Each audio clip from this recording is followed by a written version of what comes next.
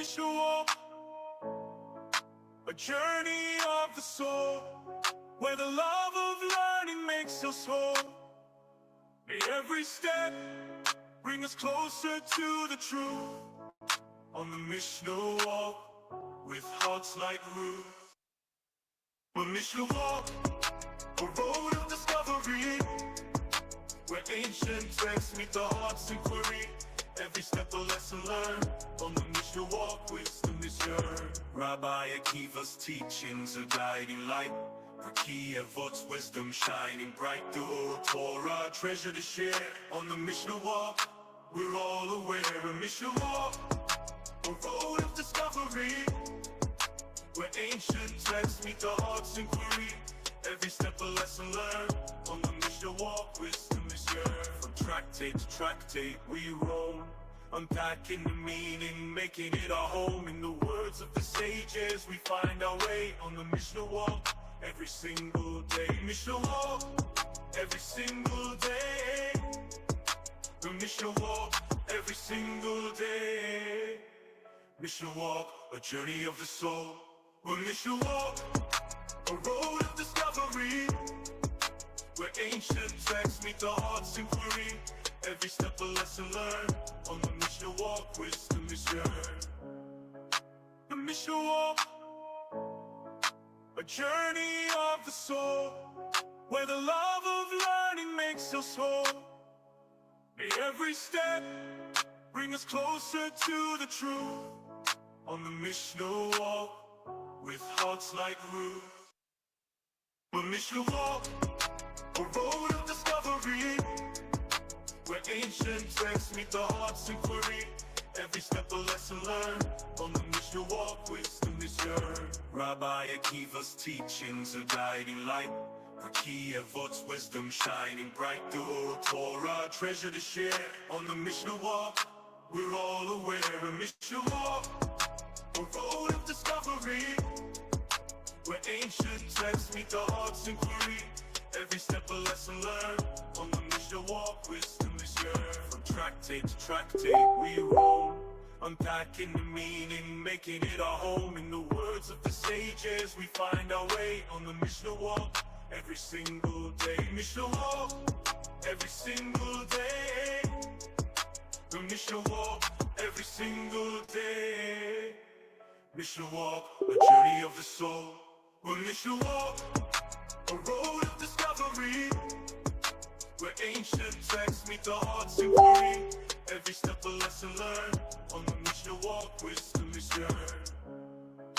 The Mishnah Walk, a journey of the soul, where the love of learning makes us whole. May every step bring us closer to the truth. On the Mishnah Walk, with hearts like roots.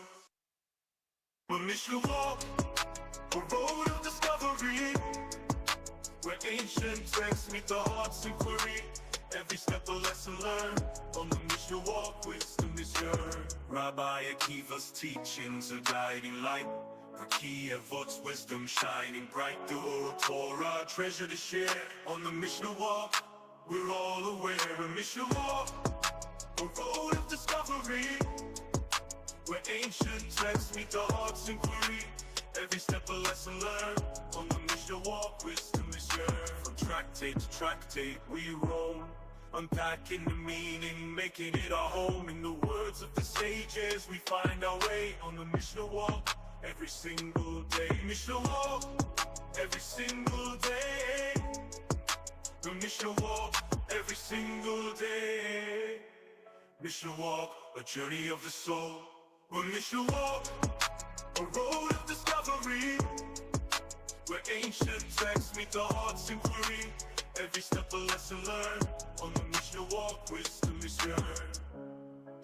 The Mishnah Walk, a journey of the soul, where the love of learning makes us whole. May every step bring us closer to the truth. On the Mishnah Walk, with hearts like roots.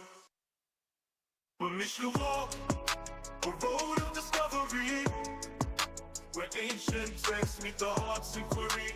Every step a lesson learned. On the Mishnah walk, wisdom is yearned. Rabbi Akiva's teachings are guiding light.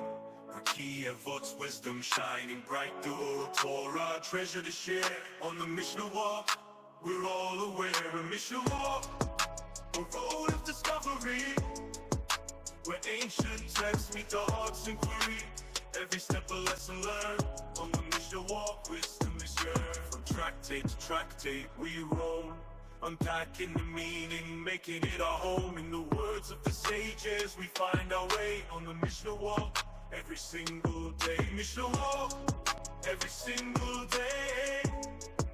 The Mishnah walk, every single day. Mishnah walk, a journey of the soul. The Mishnah walk, a road of discovery, where ancient texts meet the heart's inquiry. Every step a lesson learned. On the Mishnah walk, wisdom is yearned. The Mishnah walk, a journey of the soul, where the love of learning makes us whole. May every step bring us closer to the truth. On the Mishnah walk, with hearts like roots. The Mishnah walk, a road of discovery, where ancient texts meet the heart's inquiry. Every step a lesson learned. On the Mishnah walk, wisdom is yearned. Rabbi Akiva's teachings are guiding light. Pirkei Avot's wisdom shining bright. The Torah treasure to share. On the Mishnah walk, we're all aware. A Mishnah walk, a road of discovery, where ancient texts meet the heart's inquiry. Every step a lesson learned. On the Mishnah walk, wisdom is yearned. From tractate to tractate we roam, unpacking the meaning, making it our home. In the words of the sages we find our way. On the Mishnah walk, every single day. Mishnah walk, every single day. The Mishnah walk, every single day. Mishnah walk, a journey of the soul. The Mishnah walk, a road of discovery, where ancient texts meet the heart's inquiry. Every step a lesson learned. On the Mishnah walk, wisdom is yearned. The Mishnah walk, a journey of the soul, where the love of learning makes us whole. May every step bring us closer to the truth. On the Mishnah walk, with hearts like roots. The Mishnah walk, a road of discovery, where ancient texts meet the heart's inquiry. Every step a lesson learned. On the Mishnah walk, wisdom is yearned. Rabbi Akiva's teachings are guiding light. Pirkei Avot's wisdom shining bright. The Torah treasure to share. On the Mishnah walk, we're all aware. A Mishnah walk, a road of discovery, where ancient texts meet the heart's inquiry. Every step a lesson learned. On the Mishnah walk, wisdom is yearned. From tractate to tractate we roam, unpacking the meaning, making it our home. In the words of the sages we find our way. On the Mishnah walk, every single day. Mishnah walk, every single day. The Mishnah walk, every single day. Mishnah walk, a journey of the soul. The Mishnah walk, a road of discovery, where ancient texts meet the heart's inquiry. Every step a lesson learned. On the Mishnah walk, wisdom is yearned.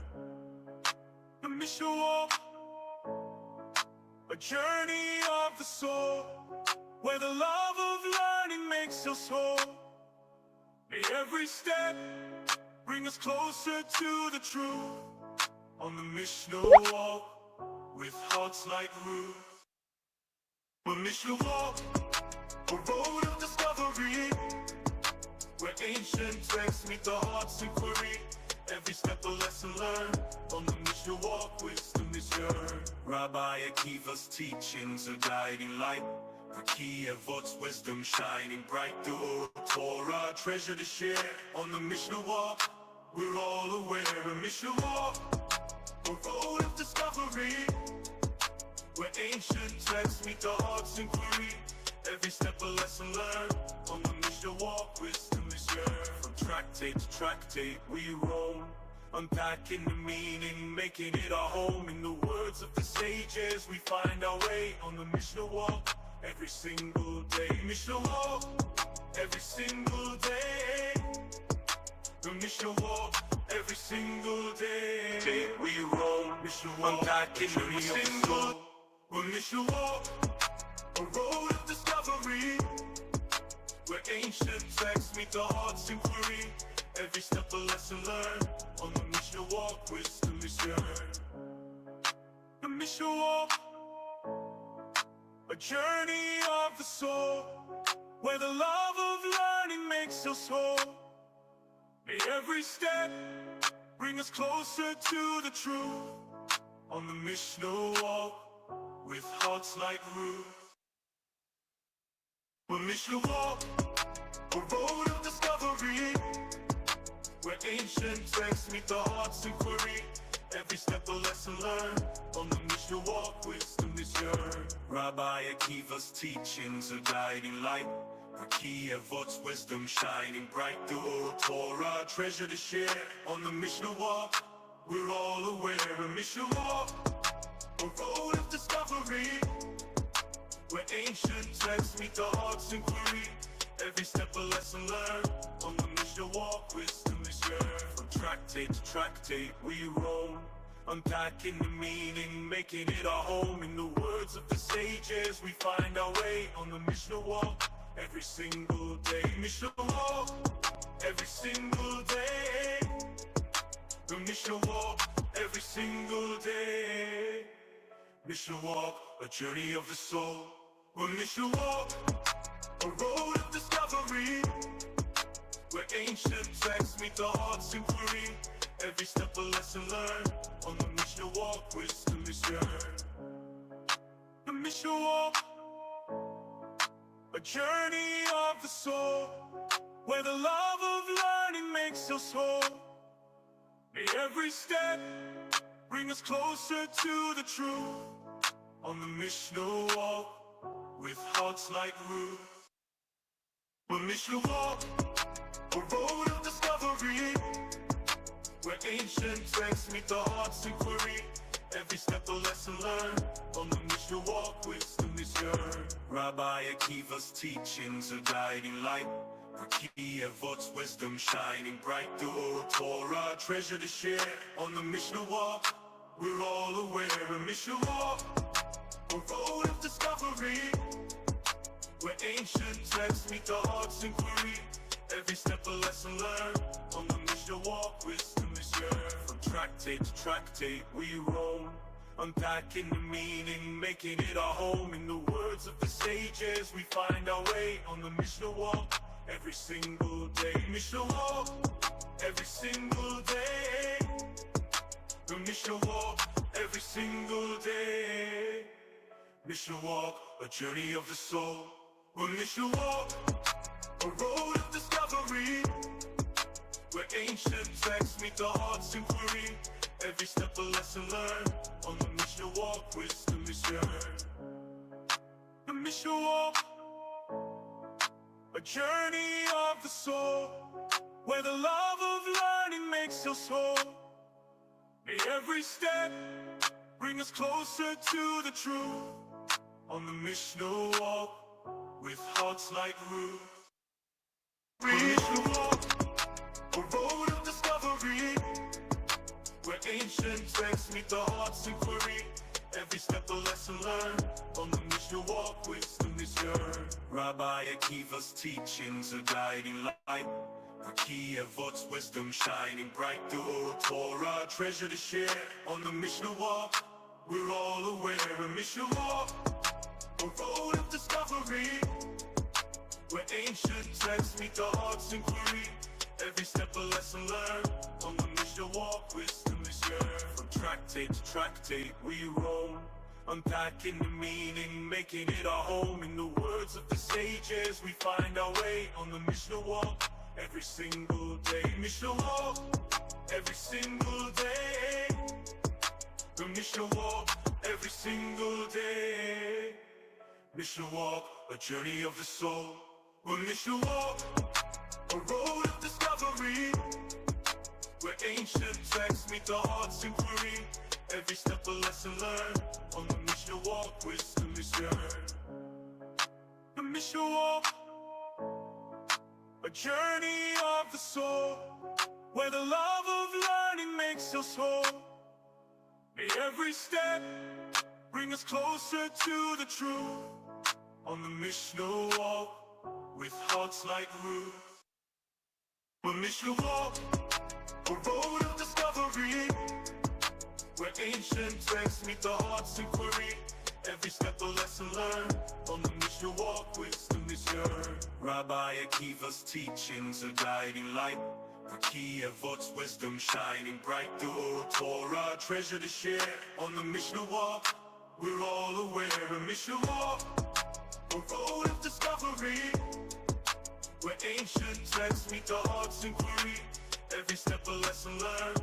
On the Mishnah walk, wisdom is yearned. From tractate to tractate we roam, unpacking the meaning, making it our home. In the words of the sages we find our way. On the Mishnah walk, every single day. Mishnah walk, every single day. The Mishnah walk, every single day.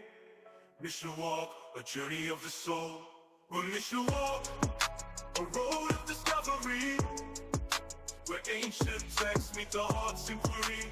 Every step a lesson learned. On the Mishnah walk, wisdom is yearned. The Mishnah walk, a journey of the soul, where the love of learning makes us whole. May every step bring us closer to the truth. On the Mishnah walk, with hearts like roots. The Mishnah walk, a road of discovery, where ancient texts meet the heart's inquiry. Every step a lesson learned.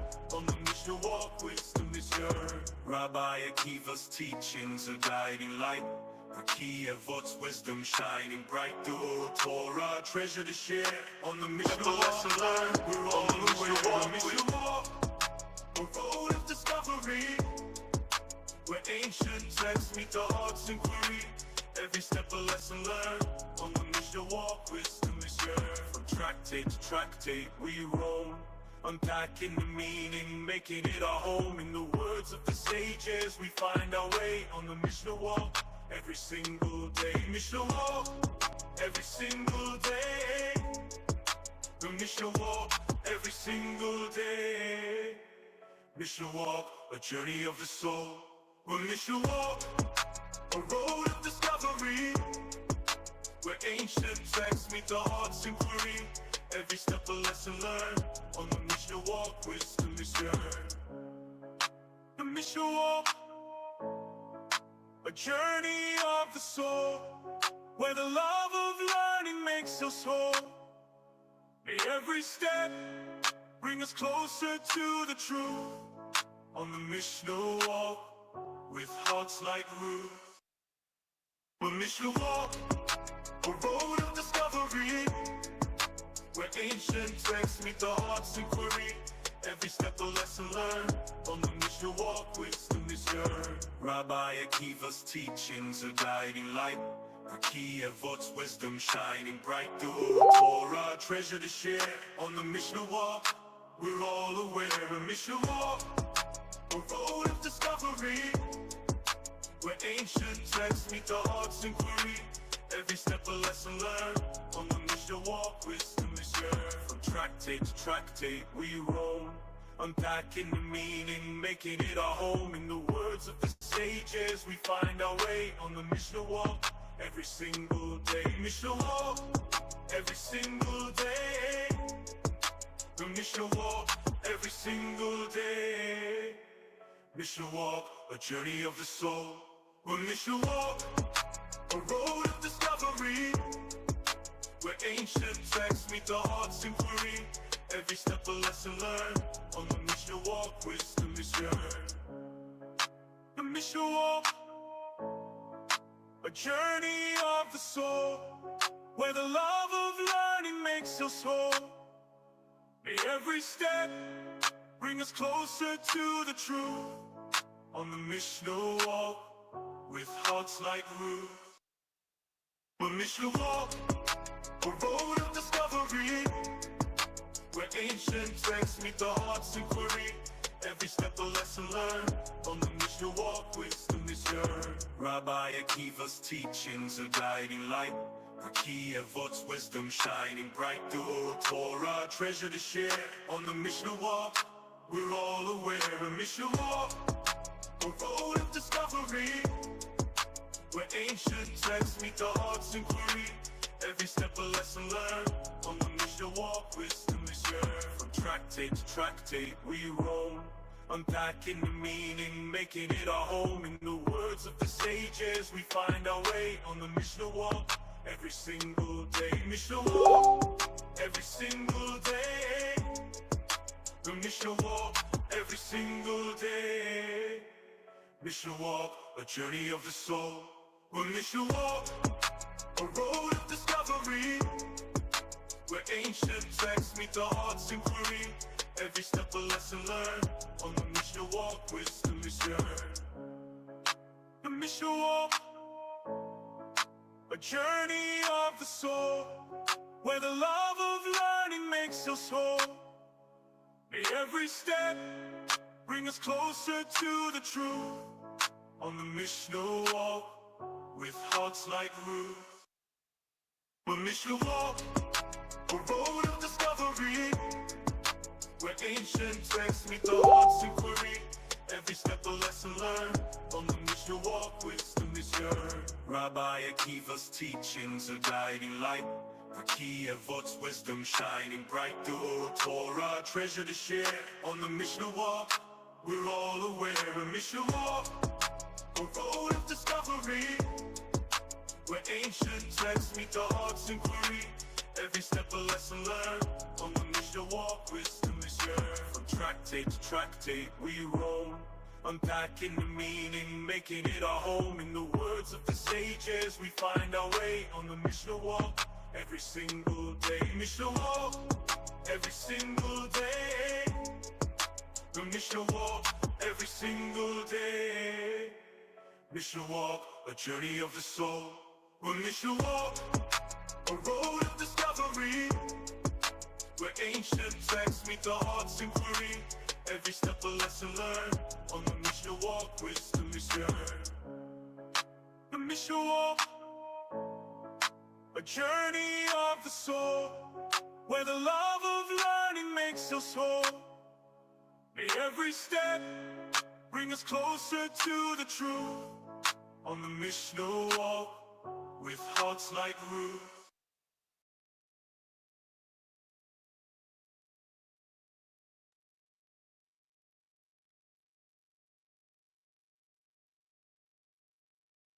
Boker Tov. Boker Or, Shavua Tov. Shavua Tov. Just a little last second stuff here. Hold on.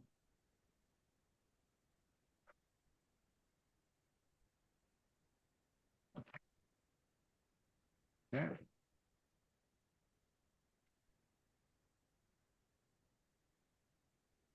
So, how are things in Louisiana? Hey, you just revealed my secret location. Yeah, just temporarily, Hey. I'm sure. Right. Go on. Yeah, hold on. All is well. All is well. Baruch Hashem.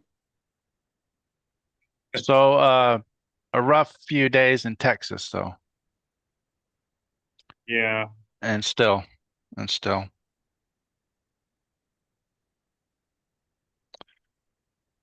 Would you like to lead us in prayer regarding the family and victims that suffered and are suffering, that they will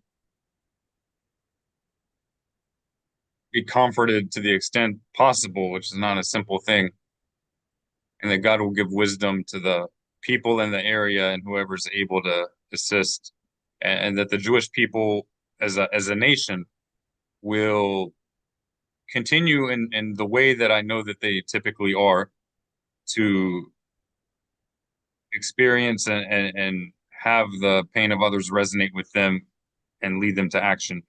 You know, just the idea. You don't have to do verbatim, of course. I will not be able to do verbatim, of course. Yeah, that's never an Uh, expectation. yeah, yeah. And I would welcome you to add to it, but um, Let's go ahead. Hashem, we lift up the people of Texas and those maybe who are visiting from out of state and who have suffered such a great loss, uh, uh, having lives swept away like this and still searching. Uh, we do ask you to comfort them. We ask that, as Rabbi said, the people of Israel will join in every way that they can, and that I would say mostly that the grieving can be comforted. I don't know the whole process of grieving, but that each one would get all they need and be drawn closer to you through this. Guide the rescuers who are still looking and the community, just that you would draw them closer through this, and that you would be lifted up. Amen. Amen. Is our dear friend Hodaya here? Yes, can you not see I me? think so. There Yeah, we she see is. you. I do now.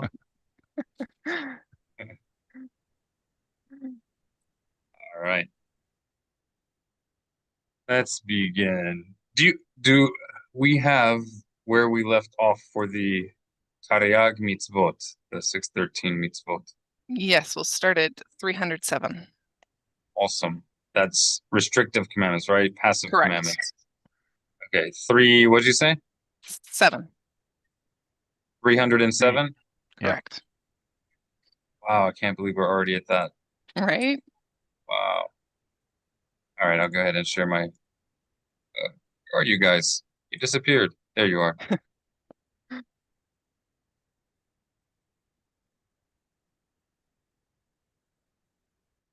Right, Heather Bachavod. I'm sorry. It's gonna take some time. They have Bachavod. That's totally fine. Yehi ratzon milefenecha, Adonai Elohai.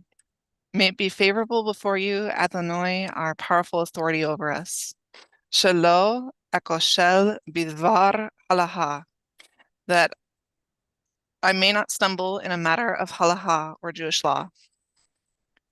Shelo omar all tameh tohor wa all tohor tameh, that I not say what is regarding what is impure, that it is pure. Wa al mutar, I guess I didn't finish that one, did I? And regarding that which is pure, that it is impure. Exactly. Wa al mutar asur, wa al asur mutar. And that I not say regarding that which is permitted, that it is forbidden, and regarding that which is forbidden, that it is permitted. Wa'al ekoshel bidvar halacha, and that I shall not stumble in a matter of halacha or Jewish law. Wa'yismehu bi havarai, and they shall rejoice with me, my friends. Wa'al yikashlu havarai bidvar halacha, and that my friends may not stumble in a matter of halacha or Jewish law. Wa'esmach behem, and I shall rejoice with them. Kol hakavod. I do Amen. believe you get 100, maybe 200. Now, next time we're gonna have to get some other victims because it's just it's just not a challenge anymore for Hodaya. Zelova said it. We gotta throw in some curveballs for you now. I don't know what we're gonna do, but we'll think of something. Yes. Kol hakavod. Kol hakavod. Beautifully done. Beautifully done. Toda. Really, really. All right, so we're picking up at 307. We are in the list of the everlasting stipulations of God's covenant with the people of Israel. These are the everlasting conditions of the covenant. We are on the organization of these stipulations of the covenant as organized by Maimonides, Rambam, in the Mishneh Torah. I believe, according to our experts, we left off at 307. So that is the 307th passive commandment of the 613. Mr. Victor, Bachavod. Don't take the mother bird together with the young. Deuteronomy 22:6 states, do not take the mother bird together with the young.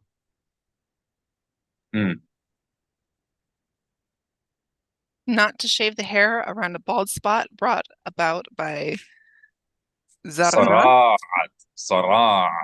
Zara'at.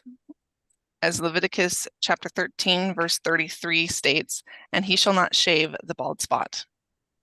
And notice it doesn't literally say Sarat in there. It has a partial bracket. All right. Not to remove the signs of Sarat, which is the potentially supernatural or the atypical, the unusual afflictions of skin and sometimes of inanimate objects that we find in the Torah.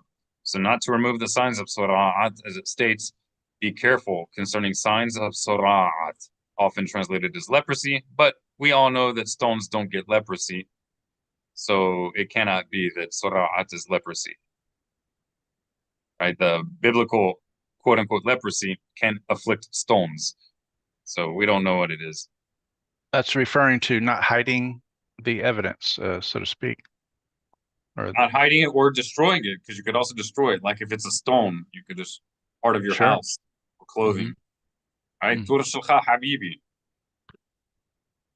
Not to till or sow the land around a powerful river at which atonement was made for an unsolved murder, as Deuteronomy 21:4 states, which must never be tilled and never be sown. Kind of unusual that we have a reference to a powerful river here. I don't know what to make of that. We'll just keep going.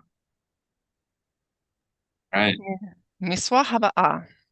Not to allow a sorcerer to live, as Exodus chapter 22, verse 17 states, do not allow a witch to live.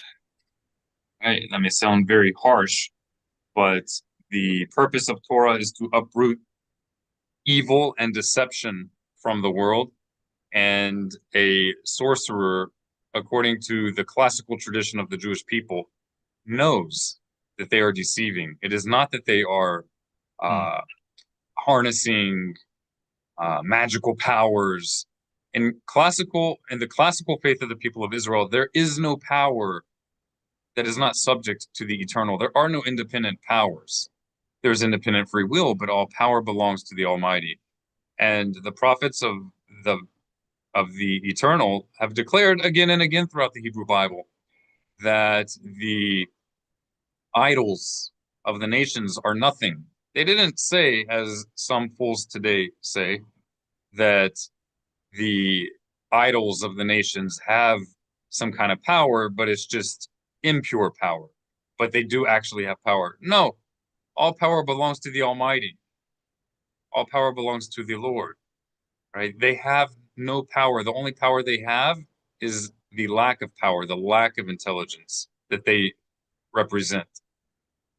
So a sorcerer knows that they're misleading the masses, and you cannot have a just civilization that is filled with intentional deceivers of the ignorant, those who take advantage of the ignorant.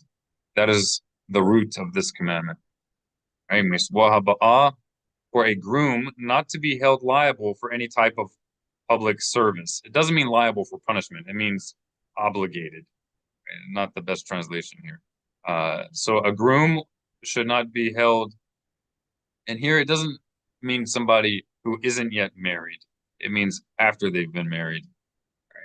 Right? At least within the context of the first stage of marriage in Torah Judaism. For a groom that is a newlywed male not to be held responsible to fulfill otherwise normative duties of public service, such as serving in a military or guarding the walls of the city and the like, as Deuteronomy chapter 24, verse 5 states, he shall not go out to the army nor be charged with any duties. Next commandment. The liable is a very common way of plating things in the Mishnah. They'll discuss things and this one is liable, this one is not liable, but it's not Right. really, like you But said. the word not- gets used more. The underlying Hebrew word appears many times in the Mishnah. That's right, Mhm. and it does often get used in the sense of a legal liability. Right. But the term liable in English often has a negative connotation, whereas the underlying Hebrew term is not always negative. In fact, it's often not negative. Sometimes it is, Right. but it's often proactive, positive, in that it's a duty. So it can be translated, depending on context, as liable with a negative connotation, or as positive in the sense of a duty or a obligation. All right, so that's just the imperfection or the limitation of translations. 313, not to reject the authority of the court, as Deuteronomy 17:11 states, do not swerve from the word which they tell you. So fundamental. This is not talking about random courts around the world, right? This is specifically with regard to the sages of Israel, right, who sit in the place that the Almighty has chosen. And you can find it in Deuteronomy chapter 17, verse 8 through 11, roughly. And it's a continual theme throughout the Hebrew Bible. And it is fundamental till today with regard to practical application of God's commandments. Otherwise, it's every man for himself. Not to add to the mitzvot of the Torah. This applies both to the written law and to its explanation conveyed by the oral tradition. As Deuteronomy chapter 13, verse 1 states, carefully observe everything which I command you to do. Do not add to it.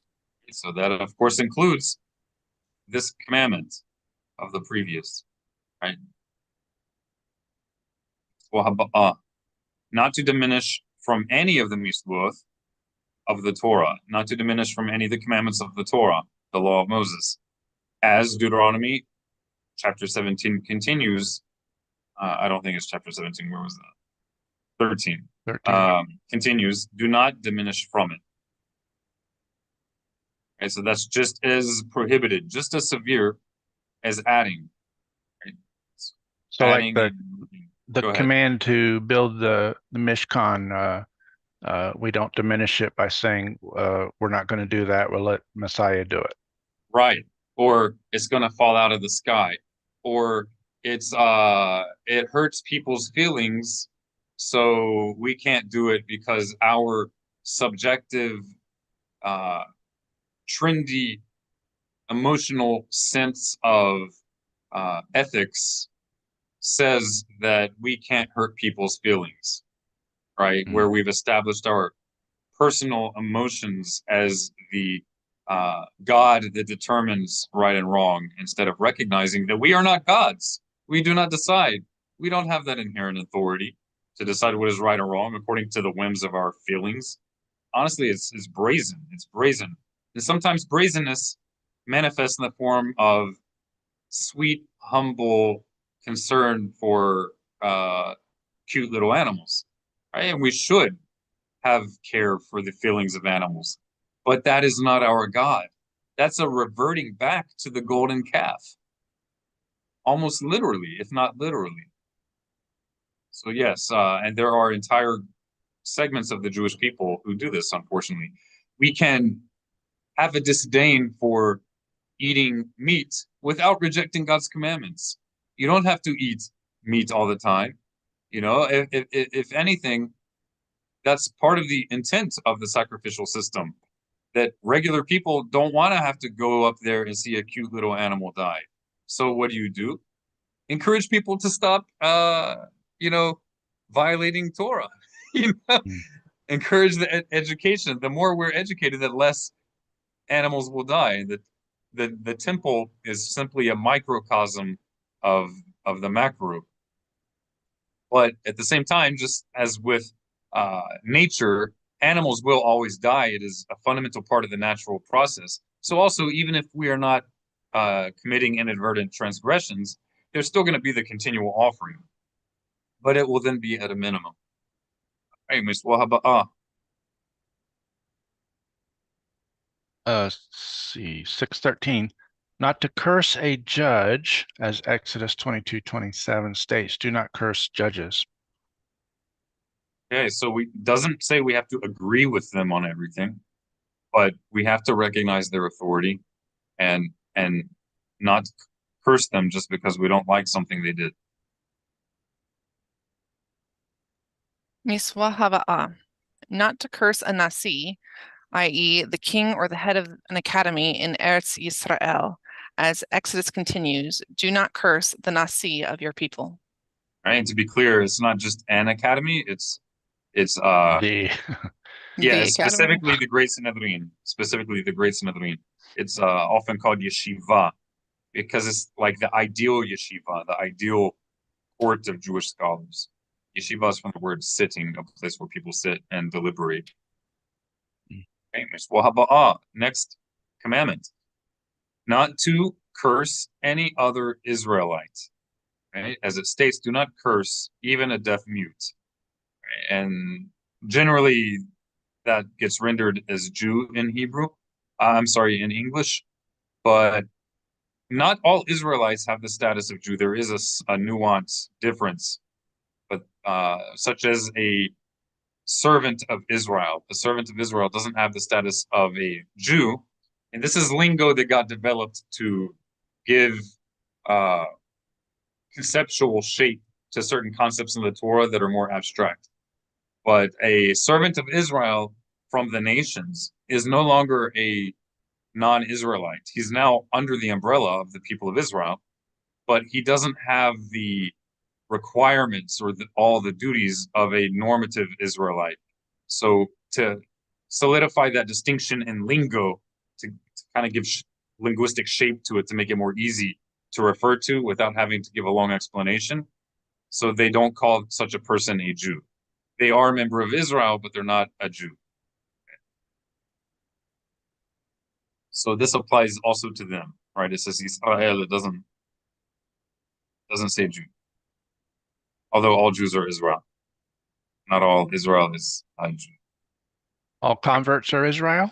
All converts are members of the people of Israel, that's right. Same with Samaritans. Our sages acknowledged, even in the Shulchan Aruch, it acknowledges that the Samaritans joined the people of Israel. But until they repent, we treat them ke-goy, as if they're a non-Israelite. But it doesn't say they're a goy. You don't say ke-goy if it's literally a goy, right? A non-Israelite. So they're not a Jew exactly. Well, not That sounds in like a long practice. topic. Yeah, it's a long topic. Let's keep going. We have two more. Yeah. Mitzvah haba'ah. Not to curse one's father or mother, as Exodus 21:17 states, one who curses his father or mother shall surely die. Also a very long topic. In short, this is not simply talking about cursing by saying something negative about your parents, although that is also forbidden to, use demeaning language to your parents. It's not allowed. But as you will find in Hilchot Mamrim and the laws of a rebellious son, in the Talmudic literature, in the Mishneh Torah as well, you will find that this is much more than what one would normally consider in modern lingo. So do not imagine that the practice of Israel has or is to consider someone who mistreats their parents as needing to be executed. That is not the case. And the sages of Israel and Talmudic literature stated such a case never existed, that they actually carried out this punishment. Maybe it did, but according to ancient Jewish tradition, never did. All right, so people need to, Westerners, especially Christians who fancy themselves as experts of all things Bible, need to get out of their heads that the Jewish people are some kind of violent savages, and also realize the contradiction in their own beliefs, that this is a commandment of God. So unless you think that Jews just made up the Bible, they need to stop attributing their gross perception of God's commandments and projecting them onto the Jewish people. That is their gross perception of the will of God. Is there a projection. is there a nuance there that there's a difference between you shall die and you shall kill them, you shall execute them? Well, the term versus kill you shall usually, surely which die. is herig, is much more broad, Mhm. much more broad. And moth usually is used in Hebrew to refer to a legal context. Mm. So it's still killing. It's not that it's not killing, but it's within the context of a judicial system. It's not used in a vigilante sense. Mhm. And so there has to be a process, due process. All right, Due process. Miswah ha'aharona. Would you like this one, Hodaya? B'chavod. Not to strike one's father or mother, as Exodus chapter 21, verse 15 states, one who strikes his father or mother shall surely die. Right, and again, there's more nuance than one would expect. With a cursory reading out of its historical context and Jewish context, we can find more about that in the laws of rebellious sons, Hilchot Mamrim, in the last of the 14 books of the Mishneh Torah. That concludes reading of the everlasting conditions of God's covenant. Any questions about that before we move on to Hebrew? And in the WhatsApp group, in the Facebook group, anybody have any questions? Don't say anything. Looks like we're good. And I asked Right. mine interruptingly, so there you go. All right.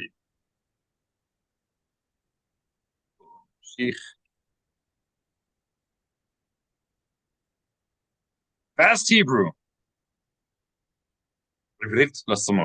So this is Hebrew for the fasts. It's not exhaustive, it's a beginning, right? But it's fast. But all right. So what we're going to do is we're going to go through the alphabet again. I realize there will be nuances that we're not going to cover. This is a beginning introduction and review of the Hebrew alphabet, and then we'll move on to some lingo related to this month and the upcoming months. So Ivrit, that is the Hebrew word for Hebrew, and Le, which we see here, means 4 or 2. Som is a fast, and Oth is the feminine plural ending of nouns in Hebrew. So Ivrit Lastomoth, Hebrew for fasts. Hashtag fast Hebrew. Heather, would you like to read our pasuk? You can read it in Hebrew, and Victor can read it in English. Ki oz Puch. Puch. efoch efoch el Puch. efoch. That better? That's it. There's a dagesh, a dot in the pit. So P is in pickle. Oh, efoch. There we go. El omim safa berura All right, let me read that line, and then you'll continue with the next line. Ki oz pech el amim safa verura. likro kulam There's no dagesh. It's one of the 6 beged kefet letters, so it is a plosive. I'm sorry, a fricative. It's a sound you should be able to elongate. Hu instead of ku. kulam. Kulam.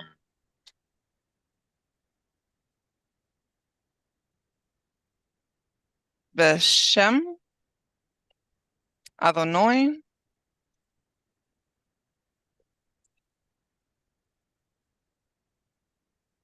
le of the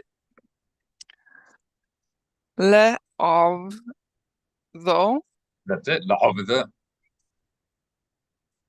Shechem Echad. Beautiful. اقرأ كلهم باسم أدوناي العذاب شخم أحوذ. Let's read it one more time, and then Victor will do the translation. كي آز أهتخ العميم صفا غرورا. اقرأ كلهم باسم أدوناي العذاب شخم أحوذ. For at that time I will change the speech of the peoples to a pure language, that all of them may call upon the name of the Eternal and serve him with one accord. Okay. And that's not English? Probably not. King Probably James not. English. Although honestly, if I'm being completely honest, I'm not certain. I'm not a prophet. I don't know for sure. I'm sure there are different opinions, but I'm not 100% certain the intent is a literal language. Is like, I don't know that it's specifically referring to one actual language, but it could be rather that people are speaking in the same way, not necessarily the same language, but the same Avola. expression of will. It could be a metaphor for people's minds being together. So the way they express themselves are the same, but you can express yourself similarly in different languages, but using similar language in different languages. You know what I mean? Like, we no longer use crass language. And in the same way, you could use non-crass language or refined language in different languages.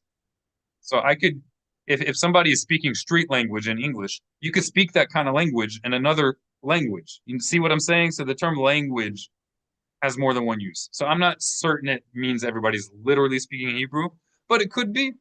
And either way, that doesn't negate the fact that the Torah, including this verse, is given in Hebrew. So we can't really understand it properly unless we learn Hebrew, regardless of how we interpret that particular verse. All right, so let's get going. So first, I will say the name of the letter. You guys repeat, and then Heather will tell us the little note underneath. So I'll say the letter, we will repeat together, and then Heather will say the note underneath. Aleph. Aleph. Glottal stop plus whatever vowel is added. Beth. Beth. Beth. B as in boy. Veth. Veth. Veth. A V produced using only one's lips, no teeth. Sounds similar to the English V. Gimel.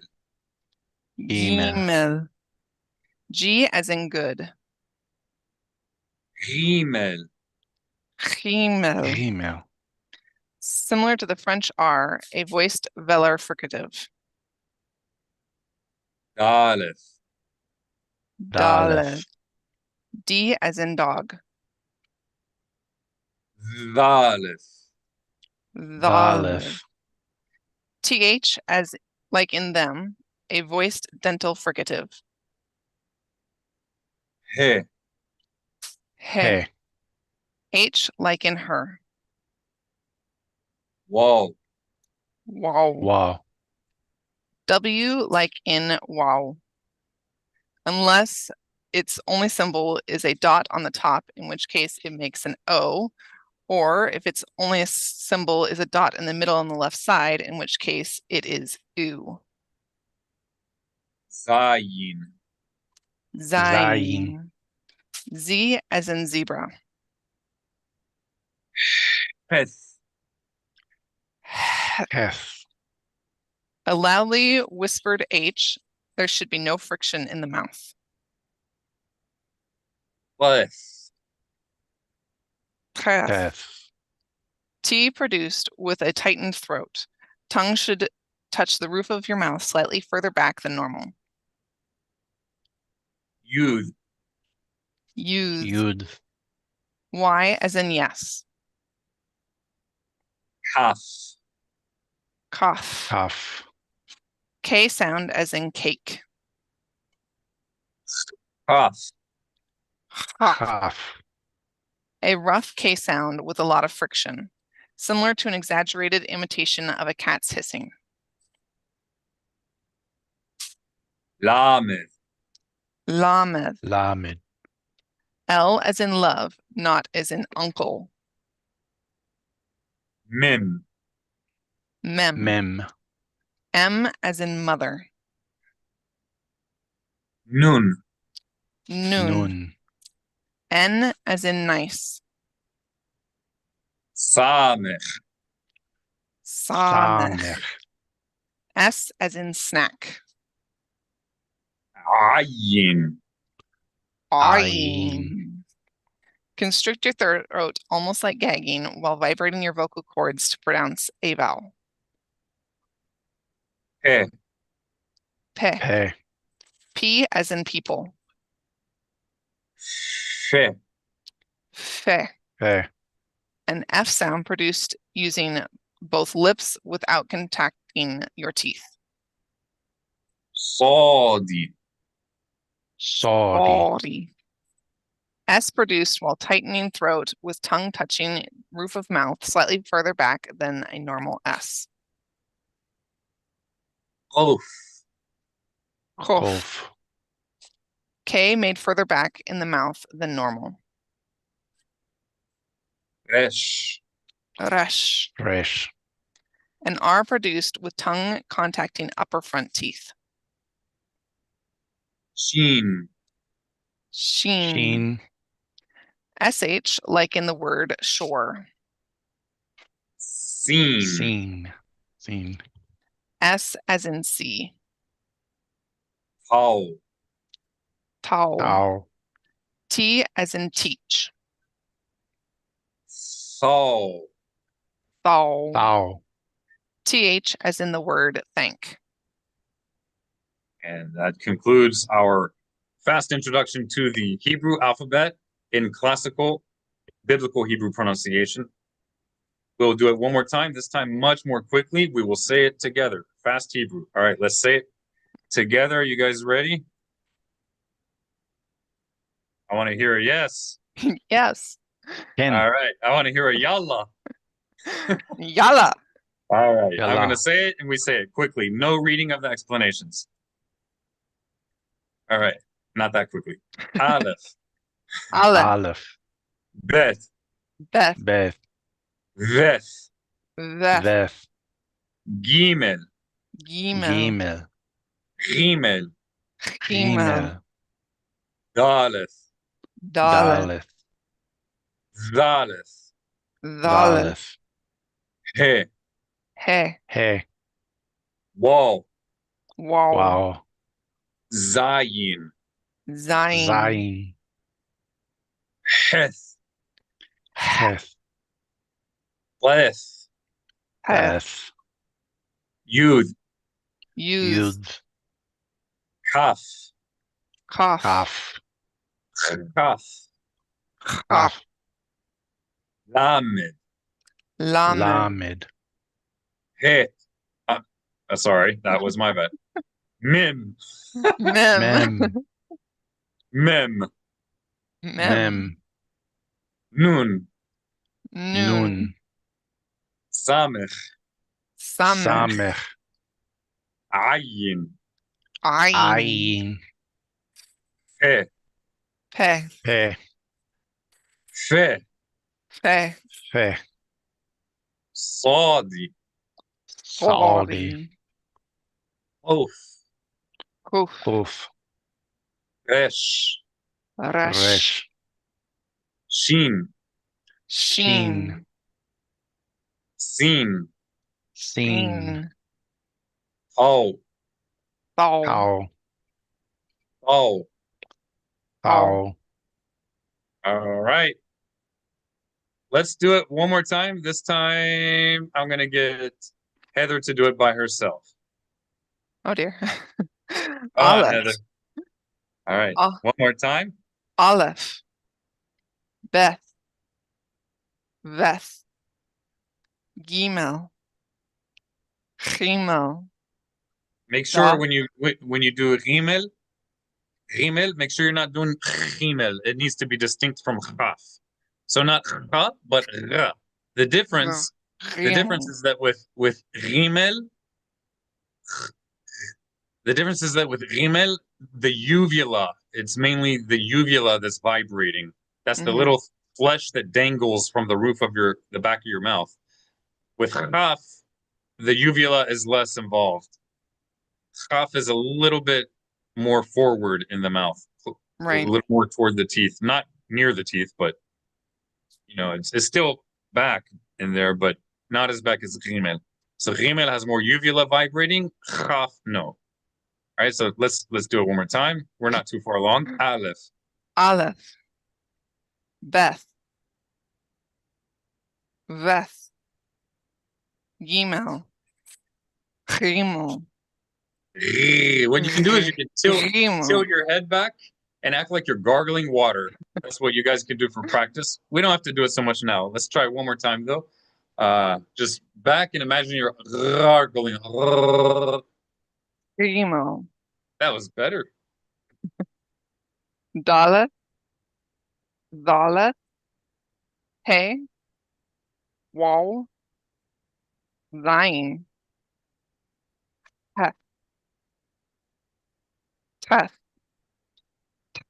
Ah, Ball. but that What? has the ta. Good. Still not getting it. No, that sounded better. At least on my Okay. end, it sounded better. Okay. Use. Cough. Cough. Lamed. Mem. Noon. Samech. Ayin. Pe. Fe. Sorry. Beautiful. Kuf. Oath. A little deeper. Kuf. Oath. Kuf. Right? It's almost like between a K and a G, and it's a little bit harder.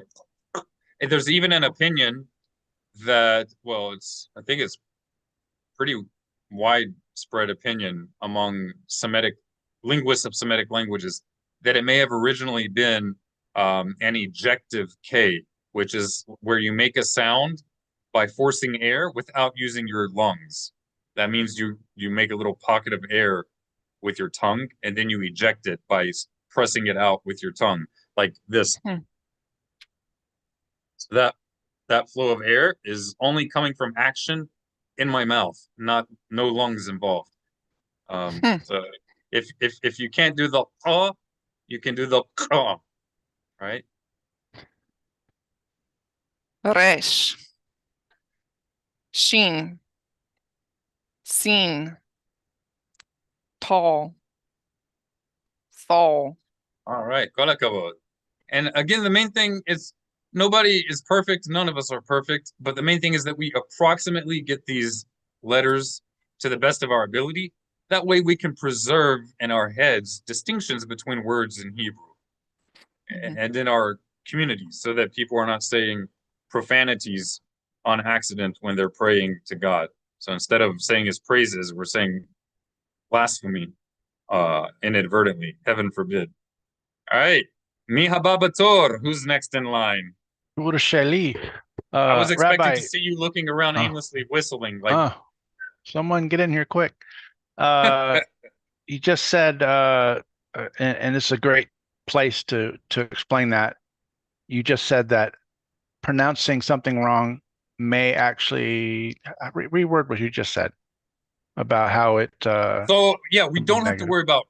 We don't need to drive ourselves crazy with perfectionism, though I know that there will be people viewing this thinking, "Oh, well, that's exactly what you're doing." All right, I guess everything's relative. What we're saying is that make some kind of effort. Don't just throw the entire Hebrew alphabet or half of it out the window. If our sages, the sages of Israel, the greatest sages that we know of the people of Israel, preserved these distinctions between the letters, who are we to say that that wasn't important? Like, who is the rabbi down the road? I don't care how black his hat is, or how long his tzitzit are, or how fat his phylacteries, his tefillin are. Who cares? Who does he think he is, claiming that he respects the sages of Israel, yet he doesn't consider important what they made effort to preserve for us these distinctions of the Hebrew alphabet, Lashon HaKodesh, the holy language? Does he think that was just random? Like they were just bored, so they decided to put all these nuances of dots and separate letter forms. But it really didn't matter because you can pronounce half the alphabet the same way as the other half. That's ridiculous. The sages of Israel preserved these nuances because it was important. And it's actually a halacha. It's a practical Jewish law that's brought down from the Mishnah and the Talmud. It's explicit in the Mishnah and the Talmud, which supposedly these super from, ultra-Orthodox rabbis supposedly go by. Don't you go by it? I'm not speaking to you guys, but to those who, are heavy-handed on whoever deviates the slightest from their personal community norms, yet they deviate from the explicit instruction of our sages left and right, except for their pet halachot, their pet mitzvot. Many of their pet mitzvot are unheard of to the sages of Israel. We're about to enter the 3 weeks. The sages of Israel didn't talk about that in the way that they do it nowadays. But plenty of things our sages did mention that think, oh, it's no big deal. And this is ultra-Orthodox? No. Who are they fooling? Only people who don't know better. So, but what I'm saying is, although we don't have to be perfect, our sages did not demand that we be perfect. But it is upon us to try to do our best. There certainly is room for leniency when nobody in the community is able to read properly. We have to be lenient, but that doesn't mean we shouldn't try to improve. That doesn't mean we should try to rewrite history and act like distinctions between these letters don't exist, when they obviously do. It doesn't mean that just because we may struggle with the pronunciation, that we should try to delegitimize people who actually can read better than us. To the contrary, if we struggle, but someone else we recognize is reading better than us, we should congratulate them and maybe try to learn from them. Maybe bring them in and have them teach our children, if we actually value the heritage of the people of Israel. What is this chutzpah? Pun intended with the accented, right? Seriously, it's chutzpah. Maze chutzpah, it's chutzpahdik, right? What the heck is this?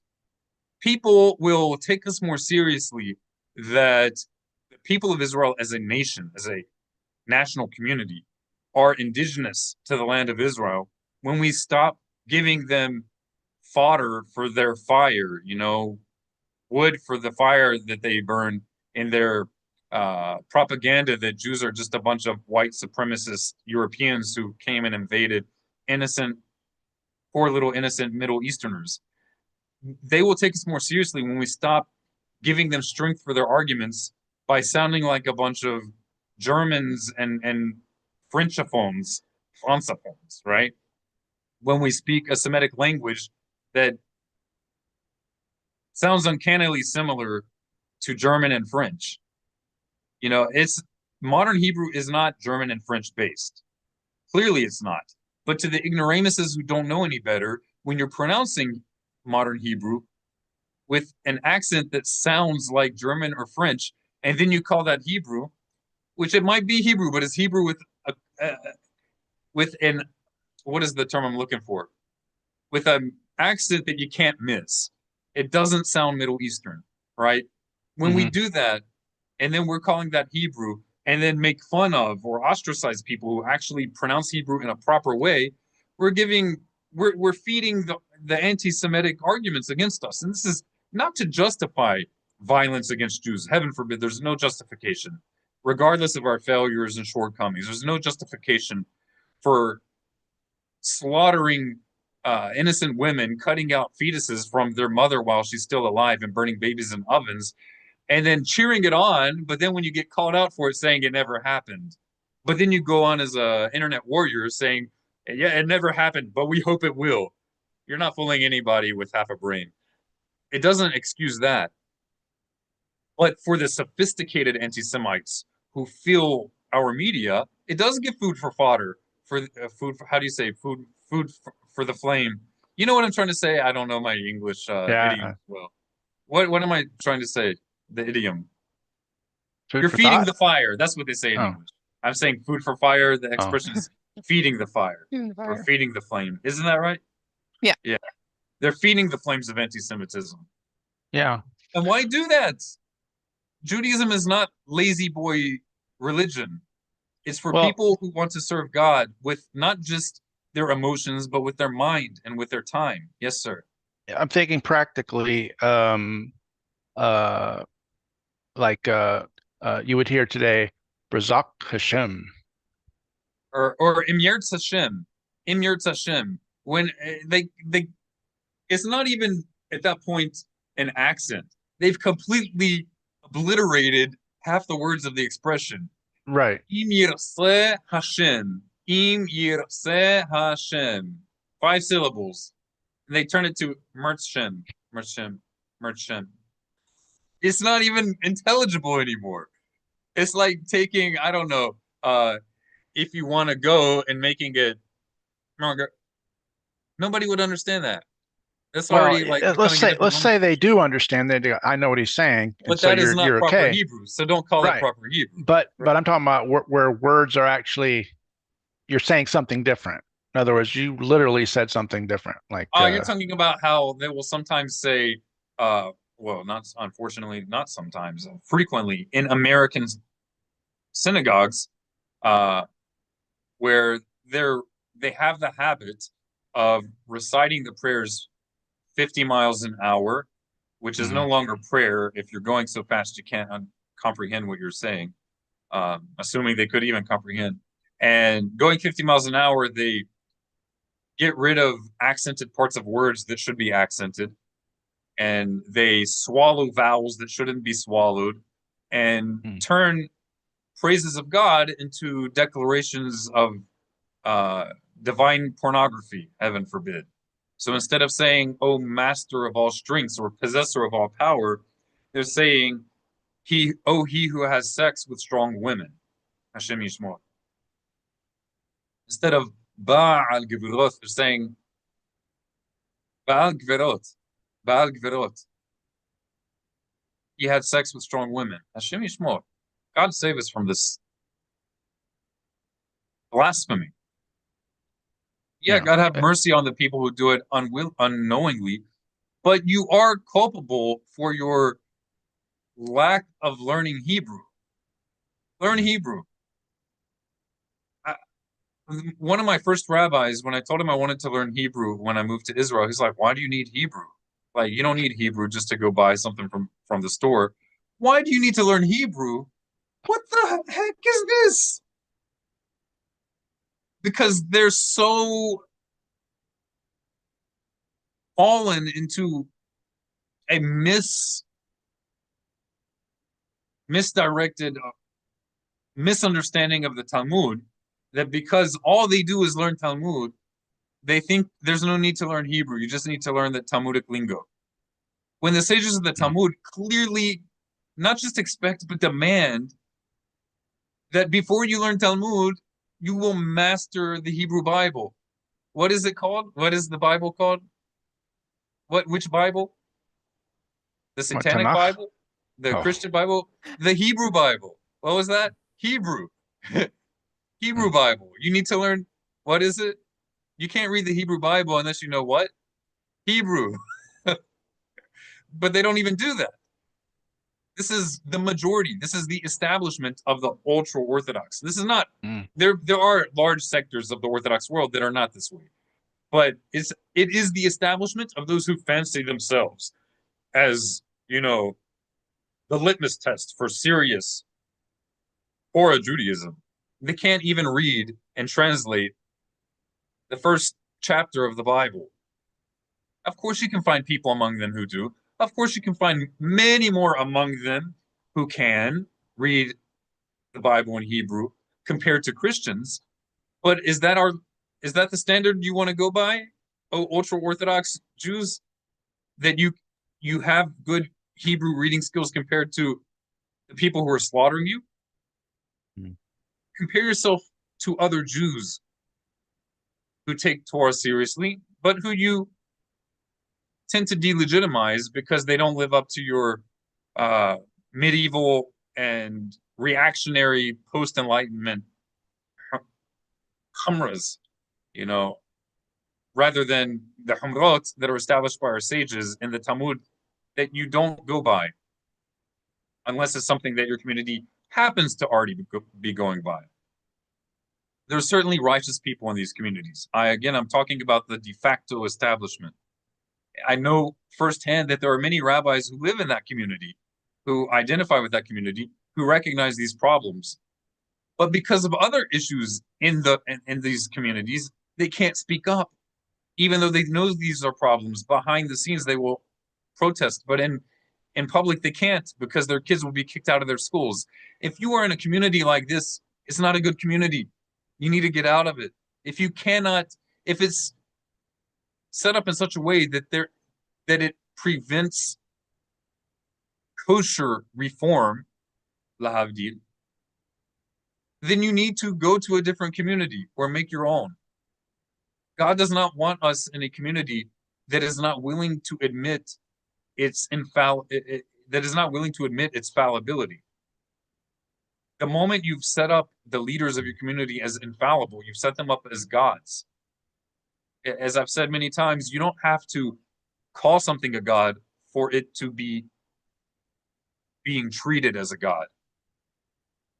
Yeah, I saw a video, I think you actually shared it, kind of talking about some of the different groups, Haredi and what have you, but there's definitely Orthodox who seek the highest person in their group as the only authority, and then there's others that actually, more like the Sanhedrin, have a group of leaders that they can all discuss something. And because the one that's actually more set up similar to the Sanhedrin, not that it is the Sanhedrin, but No. that's at least attempting something more similar, because they come to a conclusion or offer suggestions that don't jive with the demagogue autocracies of certain ultra-Orthodox communities.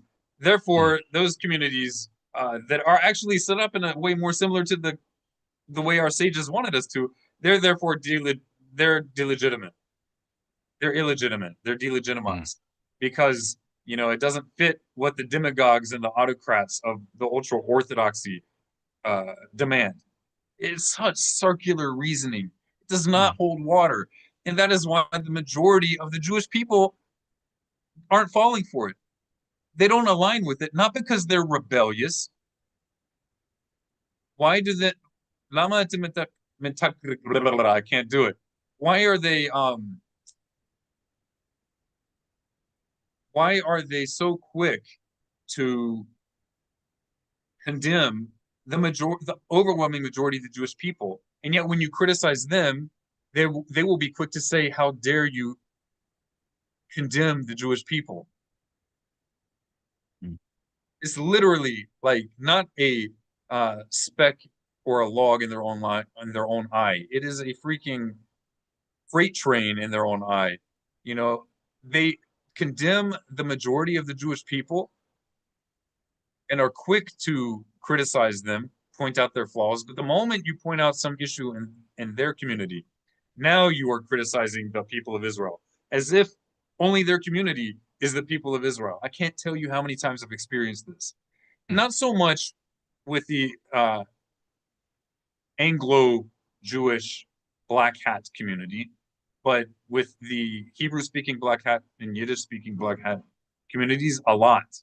And it's a joke. They don't even realize they're a joke. It's shameful. It's embarrassing. But this is not the goal of today's lesson. It is, however, relevant to the type of Hebrew we're going to look at today, and that is the 17th of Tammuz and what's leading up to Ben Emisarim, within the Straits, which refers to what's also known as the 3 weeks. And these are 3 weeks in which a lot of calamities have fallen upon the people of Israel. Most of those calamities, if not all of them, were preventable had the religious establishment, been willing to put itself under the magnifying glass, to have some introspection, not just calling on the broader people of Israel to have introspection, but themselves, the leadership as well. Had they been less quick to demonize other Jews who they disagree with and been more quick to tolerance, even if they disagree, but tolerating disagreements instead of delegitimizing. This is why our sages are known, they're well known for having called out baseless hatred toward other Israelites as the source of our downfall. Because if we had been willing to set aside our disagreements and work together to strengthen ourselves as a people, as a nation, we wouldn't have fallen, or at least the likelihood would have been much less. And this is true for other nations as well, including the United States. You know, you have to be willing to recognize where you can come together and have a willingness to work together. And if you no longer have that willingness, you're essentially splitting into two different nations, and your downfall, your demise is at hand. What we need to do is that the mainstream, the normal people on the different sides, need to separate themselves from those who value their partisan principles more than the national unity. You need to come out from among them and find common ground. Doesn't mean you have to be in the same exact political party, but stop siding with the people who are cutting off the branch that holds them up. You know what I'm saying? This is true for the people in the United States and other countries just as much as it is with Korah and his rebellious community. You have anything to add while I take a swig of water? No, I'm probably ready to start my AVCs, ABVs.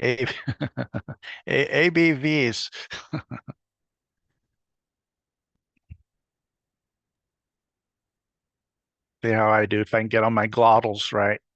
All right.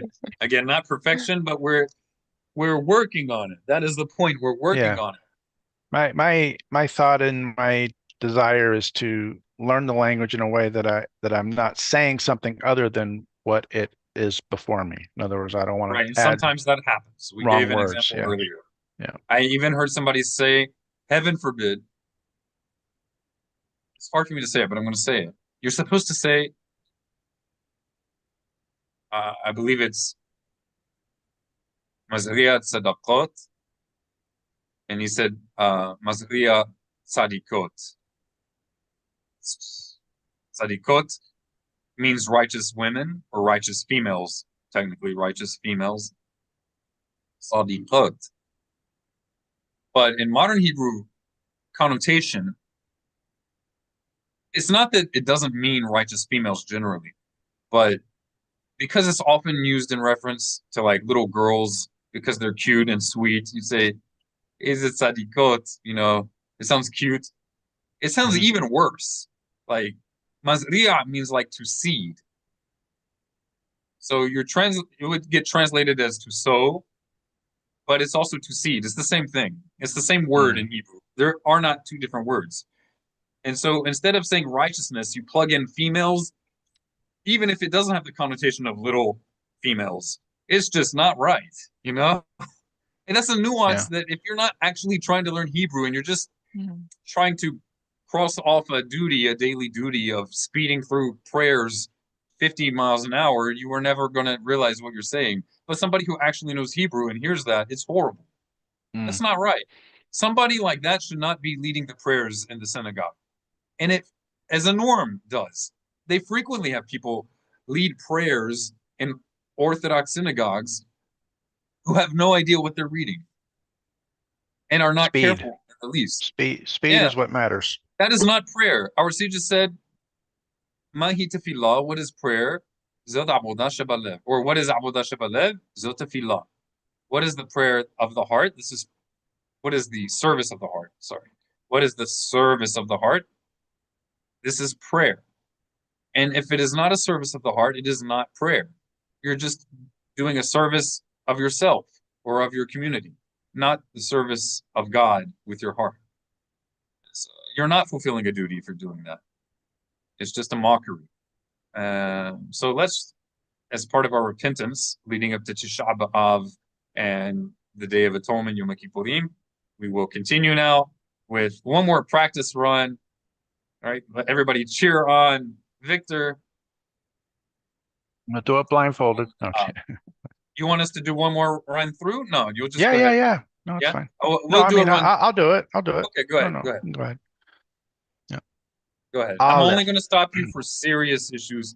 Otherwise, we're not aiming for perfection. Okay, A. No, All right, one more time. Aleph. Beis. Veis. Gimel. Gimel. Right? Daleth. Daleth. Hey. Wow. Zayin. Heth. Teth. Yud. Kaf. Kaf. Lamed. Mem. Nun. Samech.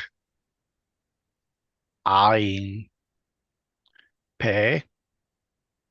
Fe. Saudi.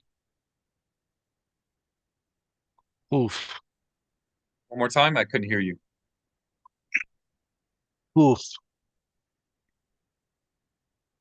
Resh. Oh, good. Very good. Rare that I hit that one. That was great. That means you can do it, though. If you did No, it once, it you was can a do it. It's just mistake. I don't know. practice. Yeah, Okay. that was good. That's the first time I heard that, actually. Got to pull out the bottles, the wine bottles. I hit record now. Just hit play from now I on. can't believe it. I Okay. can't believe it. Sheen. Seen. How. Thou.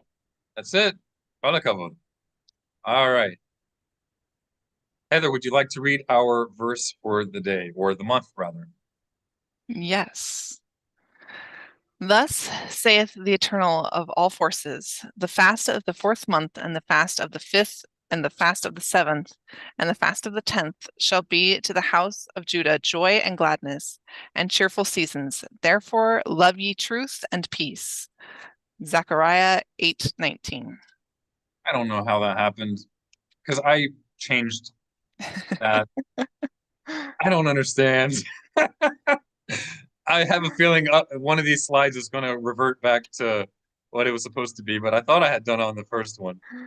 Oh Good boy. King's English, right? Yes. Can you see the Hebrew text, or is the video Yes. floating on your side? I can see the Hebrew.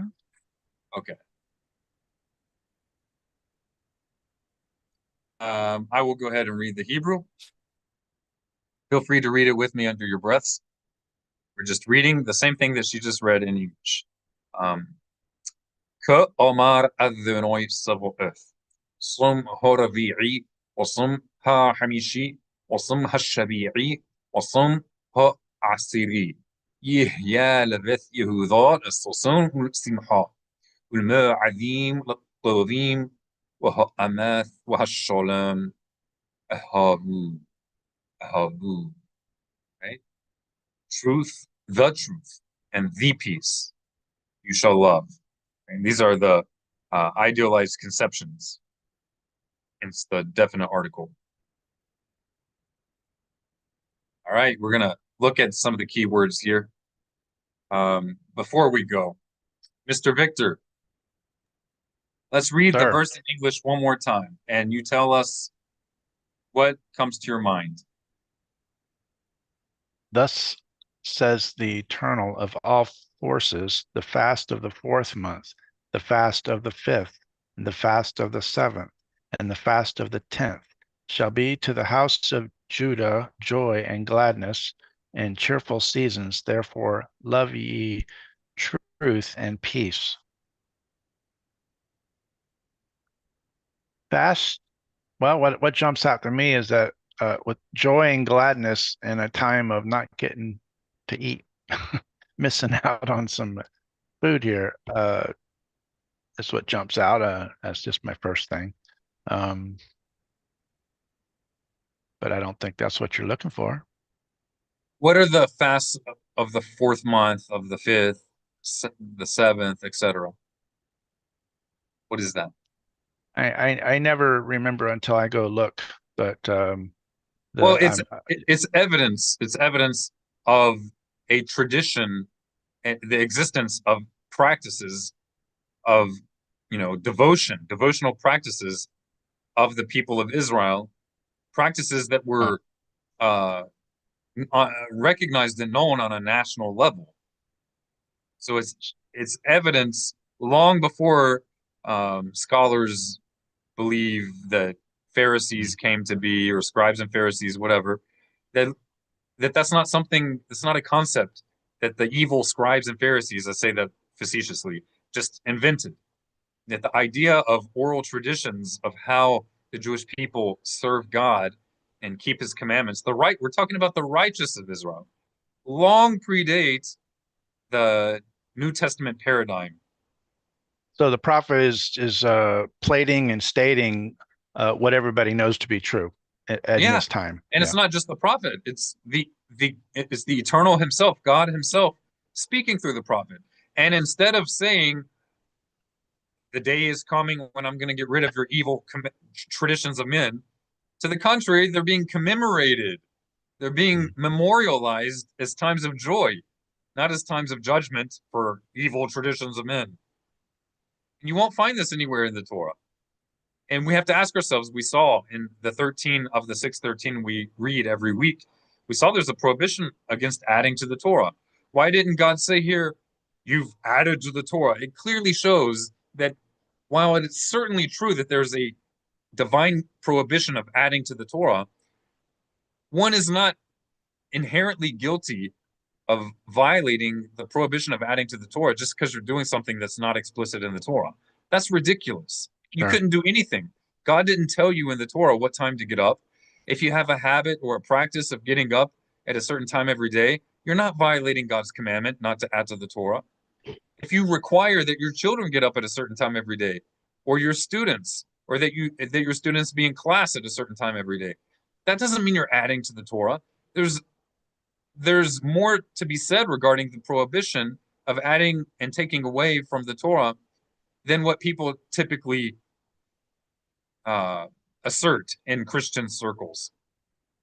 There's a lot of hypocrisy around this. My point is that there's much to Torah observance and devotion to God in the context of the tradition of the prophets that most people who pride themselves as being Bible scholars are completely oblivious to. How many laws are attached to do not kill a kid in its mother's milk? Right. They don't know anything Just about that one. Just that one. Right. That's it. Yeah. So this is the fourth month, the month that we're in currently. This is the fourth month from the national calendar of the people of Israel. I want to bring up something here. It's not really a big deal, but it's kind of a big deal for people in certain circles. A lot of people who just decide to start keeping Torah, but they are too humble to learn from people who've been doing it for generations, right? Too humble that they're unwilling to learn from those people. And so they think they've discovered some secret explosive truth that Rosh Hashanah is not the beginning of the year, and that actually it begins in the month of Passover. Like, it's this big discovery. Who would have known? Couldn't be that the Jews who read the Torah every single year on a community level would know. Heaven forbid that they can. How could they possibly know? They act like they've discovered the moon. Of course, the month of Passover is the first month on the Jewish calendar. Nobody denies that. It's explicit in the Mishnah. In Talmudic literature, this is known. Nobody argues with that. That's not a new discovery, but they're so arrogant about it. That's what gets me. And that's not favorable before the Lord. The thing is, though, what they seem to miss is when God establishes that month as the first of months for the people of Israel, it assumes that there was already another calendar in place that the people of Israel knew about. i.e., there was a universal calendar that the people of Israel were also going according to. So now they have two calendars that they know of. It's not that the one calendar is the same as the other. It's not that the one calendar replaces or delegitimizes the other, but rather they are for different purposes. God certainly clearly established the month that is now popularly called Nisan, the time when they left Egypt, as the first of months that's unique to the people of Israel. And for the feasts, for the holy days, the national holidays, and national commemorations, no doubt. But that doesn't mean that now there's no counting from the time of creation. From when were they counting years before that? They weren't using that calendar. It was a different calendar. So the Jewish people have preserved both calendars. There's no contradiction in that. Anyway, so this month is the fourth month. It's popularly called the month of Tammuz. You can recognize that the term Tammuz is not used in the Torah without denying that there is a fast in this month. You can recognize that it's something we adopted as a nation from our exile in Babylon, without saying that therefore everything that the Jewish people do is a corruption from Babylon. That's nonsense. In the Talmudic literature itself, it acknowledges that these post-Babylonian exile names came from Babylon. It's known. It's not some secret. Can you just touch briefly on why the people accept these things? Why, as a people, why do they collectively like names of months or calendars? Why would we be on another calendar currently? Why are the people collectively? We're not on another calendar. Well, it's the Israelite calendar. Right. But I'm talking about the setting of the calendar is although still accurate, is being done in a way not in Scripture. It's not that it's not in Scripture. Well, it is in Scripture. I agree, but to someone looking, they would say, "Well, I've discovered the calendar, and they're not doing it." Right. The sighting or whatever. What's popularly called the Hebrew calendar is not the Israelite calendar. It's the calendar of creation for all mankind, right? According to Jewish tradition, right? So this is the traditional calendar, which is universal. It's the universal calendar according to ancient Israelite tradition. That's what it is. Counting from the time of creation. It doesn't claim to be counting from the time of the Exodus. So it's like arguing with somebody about oranges not being tasty as the main course in a meal when they never even claimed that it was. You're like making an argument out of nothing. The calendar that we use for years is the calendar that is counting from the time of creation. Whether or not it's historically accurate is a different question. But my point is, it doesn't even claim to be counting the years from the time of the Exodus. It's counting from the time of creation. It is the universal calendar of all humanity per Israelite heritage. And that is why Rosh Hashanah is not considered a day of judgment just for the Jewish people. It's the day of judgment for all of humanity. All of humanity, because it's counting from the act of creation of all humanity.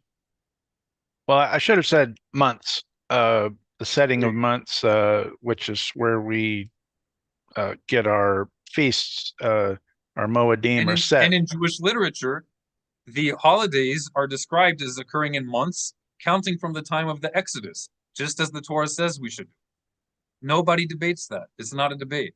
It's only a debate with people who are perhaps newcomers in or dabbling in Jewish stuff or Torah, and they just don't know because they're not reading Jewish literature in the original language. Now, when you translate classical Jewish literature from Hebrew into English, you need to write it in a way that English speakers can understand. So, of course, it's going to make some confusion. if you translate everything literally, the newcomer's not going to understand anything. You have to sacrifice something in translations. That's why translations are not the end ideal. They are supposed to be, for somebody who wants to learn, a tool for beginning, for introductions. But hopefully you would move on to more advanced terminal. And there's, even in translations of Jewish Hebrew literature into English, even in translations, there are different levels of genres. There's like really beginner translations, which may say, for example, the Lord in all caps. And then there's more advanced where it might say Hashem or Elohim or Elohim transliterated. And one might say the Sabbath, and another might say Shabbat, and another might start saying not only Shabbat, because it's more widely known, but it might start saying Kashrut instead of saying the kosher laws. So the laws of kosher might be in a more beginner level, and then this more advanced level is still a type of beginner because it's English, but it's more advanced beginner or intermediate. So instead of saying the kosher laws, it can now just say kashrut. Instead of saying the laws of family purity, it might say dinei tahara. But everything will be English, but when it refers to that, it'll say tahara or nida in English. But the beginner is not going to say that. So even in English, there are different levels. Somebody who's just beginning may not even be aware of that.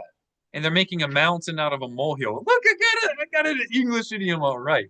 They're making mountains out of molehills because they don't even realize how much of a beginner they are, because they are more advanced in their community, which is really, it's not that they're not sincere.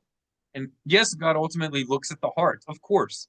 But as far as their broader knowledge of the Bible and Torah, they're so low that the person who's finally getting a beginner level of Hebrew, he's like way up there, but he doesn't realize that he's still having his handheld as he walks out of kindergarten. Absolutely, and doesn't realize that. Yeah, he thinks he's something because he's been the hell of hell. He thinks he's something because he's been the head of a fox, but now he's the tail of a lion.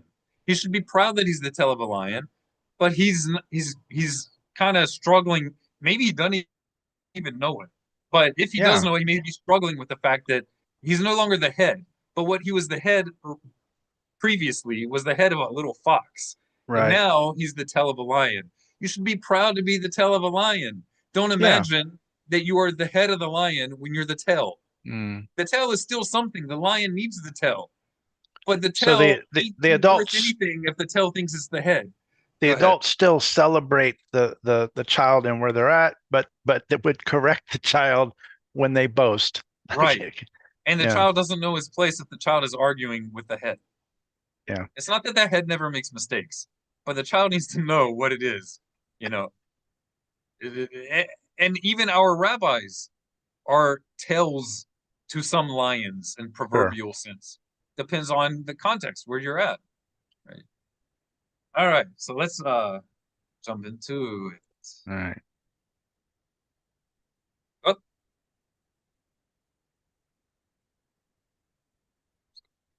Hopefully I didn't put us too far behind with all my little diversions there. Okay. So this is the 4th month. It's popularly called Tammuz. I'm a huge advocate of not calling it Tammuz, but when most people don't know what it's called because of the mass ignorance of our exile and the hardships of it, there's a practical necessity to use lingo that people can understand. And you can walk them toward using more appropriate language with time, but you have to use language that people understand, otherwise your words are not useful. So the 4th month is what's popularly called the month of Tammuz. There's a fast day, and then there's going to be a 3-week period leading up to what is known as Tisha B'Av, right? That is the fast of the 5th month. And these commemorate national calamities, super significant calamities that the Almighty himself recognizes in Zechariah chapter 8, verse 12. So we're just going to look at some of the Hebrew of this verse. Number 1, Adonai. It is the most holy name of God. Yes, technically it is not pronounced Adonai, but they refer to the same thing. Adonai is often translated as Lord with lower cap letters, but etymologically it may be from a synonym, a conceptual synonym of the actual four-letter name, because while Adon means master or Lord, it seems to be from a root Adon, which is a type of foundation, and YHWH, the most holy name of God, Yah, Baruch Hu, Baruch Shemo.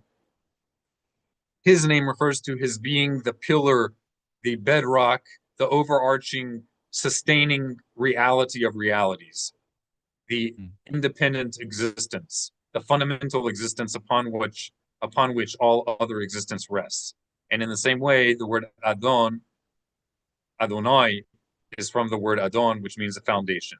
And YHWH is the foundation of all foundations. He's the pillar of all existence, the bedrock of existence, so to speak.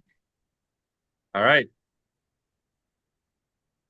Earth is popularly translated as hosts or armies. Sava is also used for military and army in modern Hebrew. It refers to forces, but organized forces, not random or chaotic powers. They're forces organized under the eternal in accordance with his will. So that is why one of his holy names is YHWH, Savaoth. Right?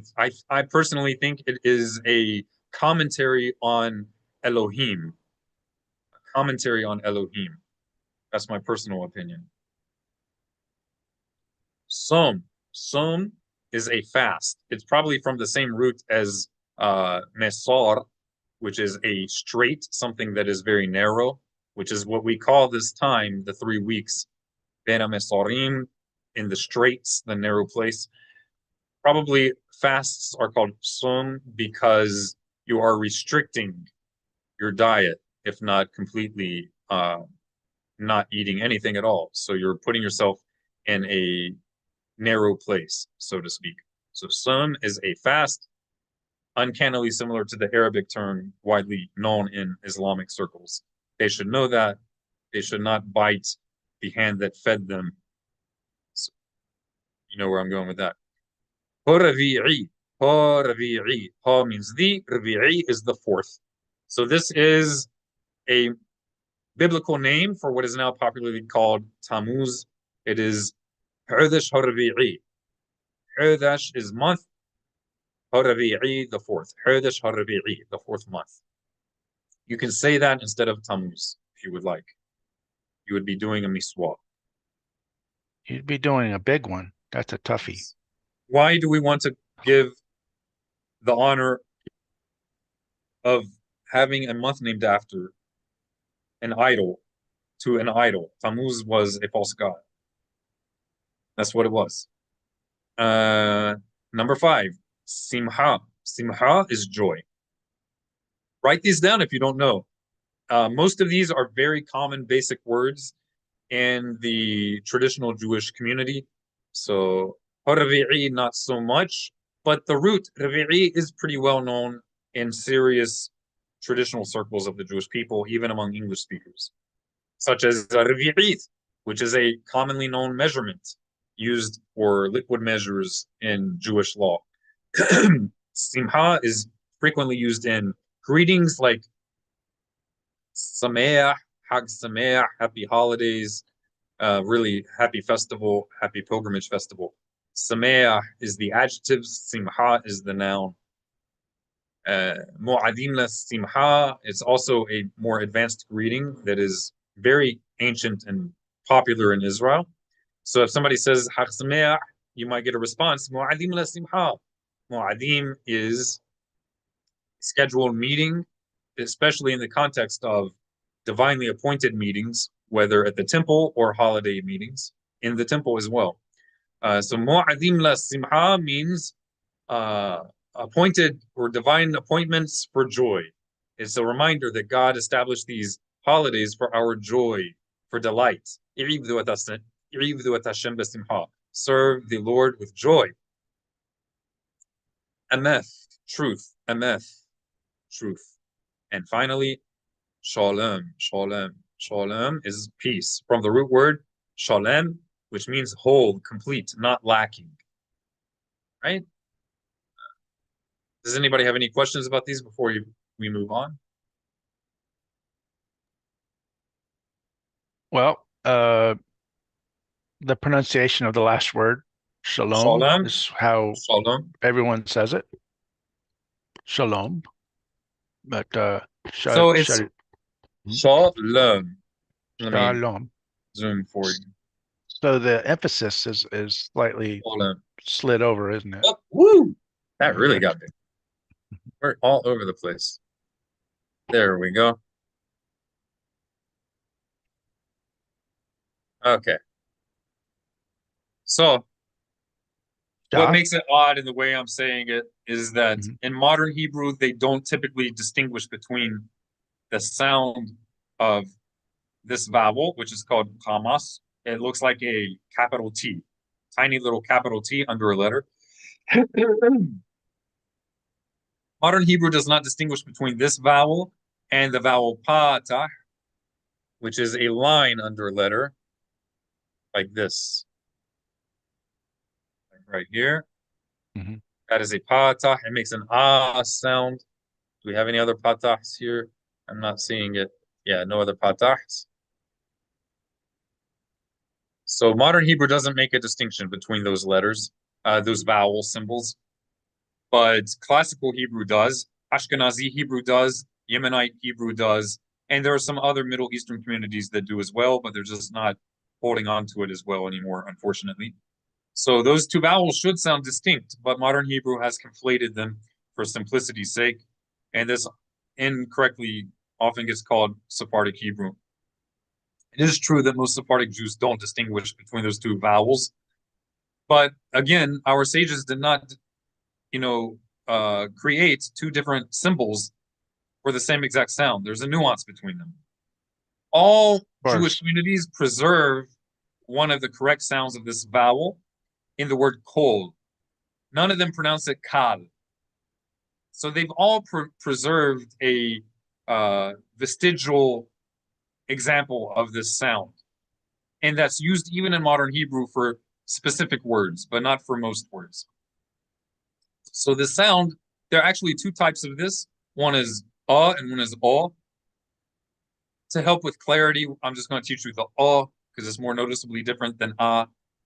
So kamats, for all intents and purposes, and our beginner level is aw. Whereas patah, the line is ah. Aw and ah. So shaw instead of sha. Shaw. And now aw, as opposed to this vowel, which is or shalom, shalom, shalom. Instead of shalom, they don't even say in modern Hebrew. They will usually conflate this with this. In modern Hebrew, most people pronounce the holam, which is the dot vowel here. It's an O sound. They will often pronounce it the way you should pronounce kamats. So there's a bit of a shift. So instead of shalom, they're saying shalom, shalom. So it's almost a kamats being used here for the O. It's still mutually intelligible because they're approximate enough to be recognizable. You can get away with mispronouncing vowels in Hebrew as long as the vowel is adjacent to the correct vowel. I know most people are not aware of that, but vowels are kind of a circular spectrum. If you have a circle, let's say, let's go over here. Okay, if we have a circle, let's say that up here is and down here is ah. So you have and then you have and then you have you have ah. So ah is down here. That's patah, and then you have which is probably the historical segod. So and then and then e, and then from e to it's right. So it's a circle. You get what I'm saying? So as long as, even if you're mispronouncing, as long as you're using a vowel sound that is adjacent, nearby, and it's not completely on the other side, you can get away with it and it's intelligible. Okay. It's kind of like how you can get away with pronouncing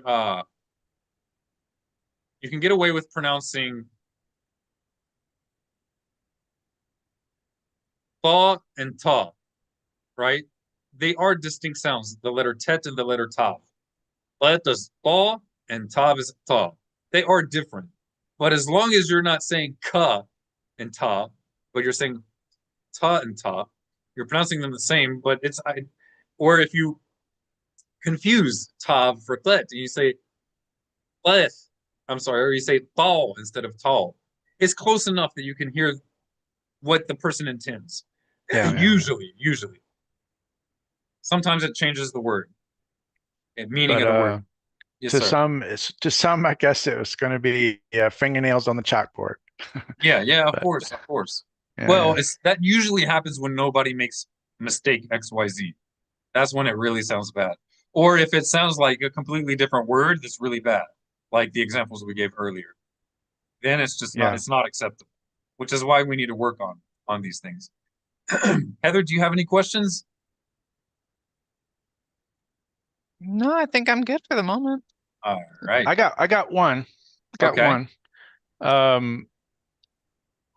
Looking at Hebrew a verse. Why is knowing the word from Hebrew different than knowing it from translation? Okay. That's a great question. Give me an idiom in English. It's your turn for the idioms. Give me an idiom. Chime in, Heather, if you got one. Beat around the die. bush. All right. Let's take the word beat. The word beat. How many meanings does the word beat have? This is not planned. This is just the random idiom. I had beets last night. So there we go. It could be a vegetable. It could be like a measurement of sound, like a beat in music. It could be hitting somebody. All of these are beatings or beats, right? Now, it could be that they're spelled the same way. It could be that they're not. Obviously, in English, beet, the vegetable, is spelled differently. But in Hebrew, for argument's sake, it may or may not be spelled differently. It could be spelled the same. And we have homonyms in English. We have instances of this in English where they are spelled the same. Attribute and attributes are two different things. Attribute and attribute. And you don't know where to put the emphasis, and it changes whether or not it's a noun or a verb. But beat, you have plenty of examples where you may have a very similar sounding word, might even be identically sounding word in Hebrew, and it could be that this particular instance is intended one way, and so they translate it one way. So let's say they translate it as beet, a root vegetable. But in Hebrew, this sounds similar to another word in Hebrew. And there might be an intentional play on words in the text that simply cannot be translated. Because whereas beet in English, maybe you could make a play on words with beet with music and beet and a vegetable and beating one's wife, heaven forbid. You can make a word play for some purpose to make a point. But in Hebrew, it might not work. There might be other words that have the same sound, but they don't have the same meanings. So maybe in Hebrew, beet is a vegetable, but beet is also the word for a student. And beet might also mean happiness. And this completely gets lost in the translation. The same way if you imagine translating beat as a play on words for music and abuse, you can't translate that to Hebrew because they don't align the way they do in English. It's just one example. Another example, not with play on words, but actually with meaning is, let's see. If I translated the word,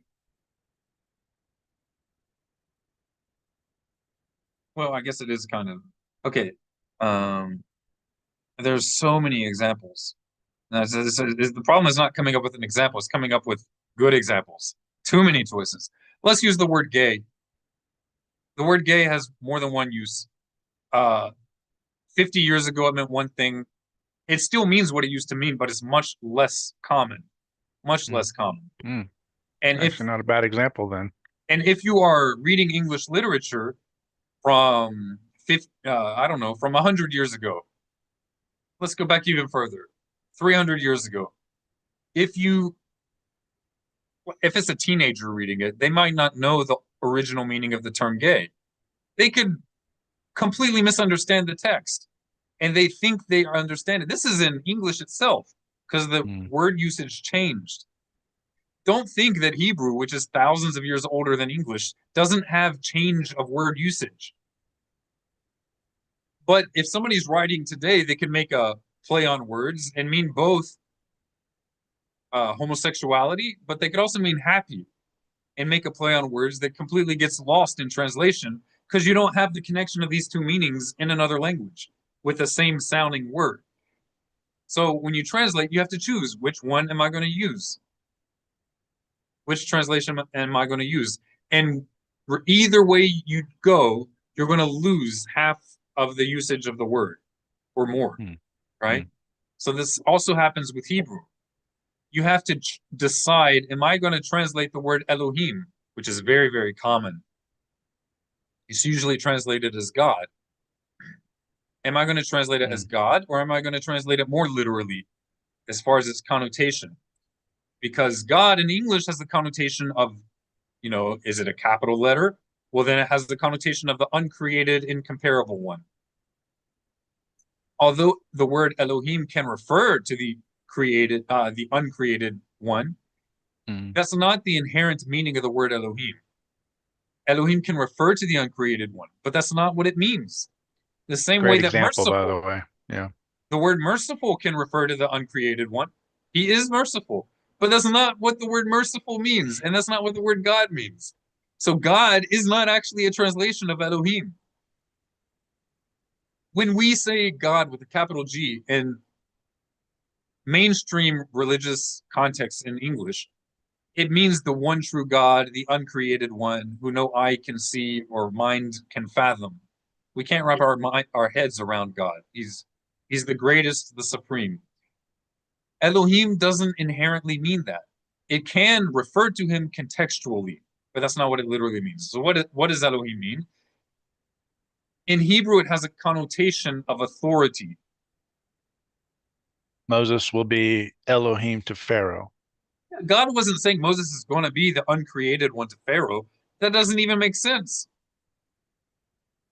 He also wasn't saying that I want Pharaoh to worship Moses, heaven forbid.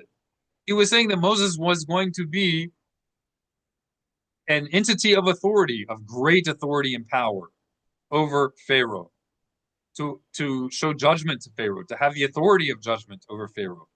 So it has a connotation of authority and judgment and power. These are lost in the word God. Is God the true God? The greatest authority? Yeah, of course. Is God the ultimate judge? Yeah, of course. But the word God that's not the first thing it brings to mind in English. So the connotation is different. The problem is that to give the full connotation of the word Elohim in English, it becomes very wordy and it can distract from the point of a verse. So it's useful to have a more terse, simple translation.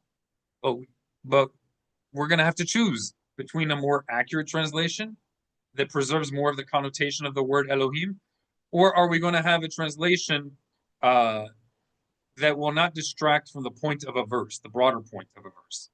If you take the more accurate translation of Elohim and translate it, render it as the powerful authority, or the powerful authority over us, or the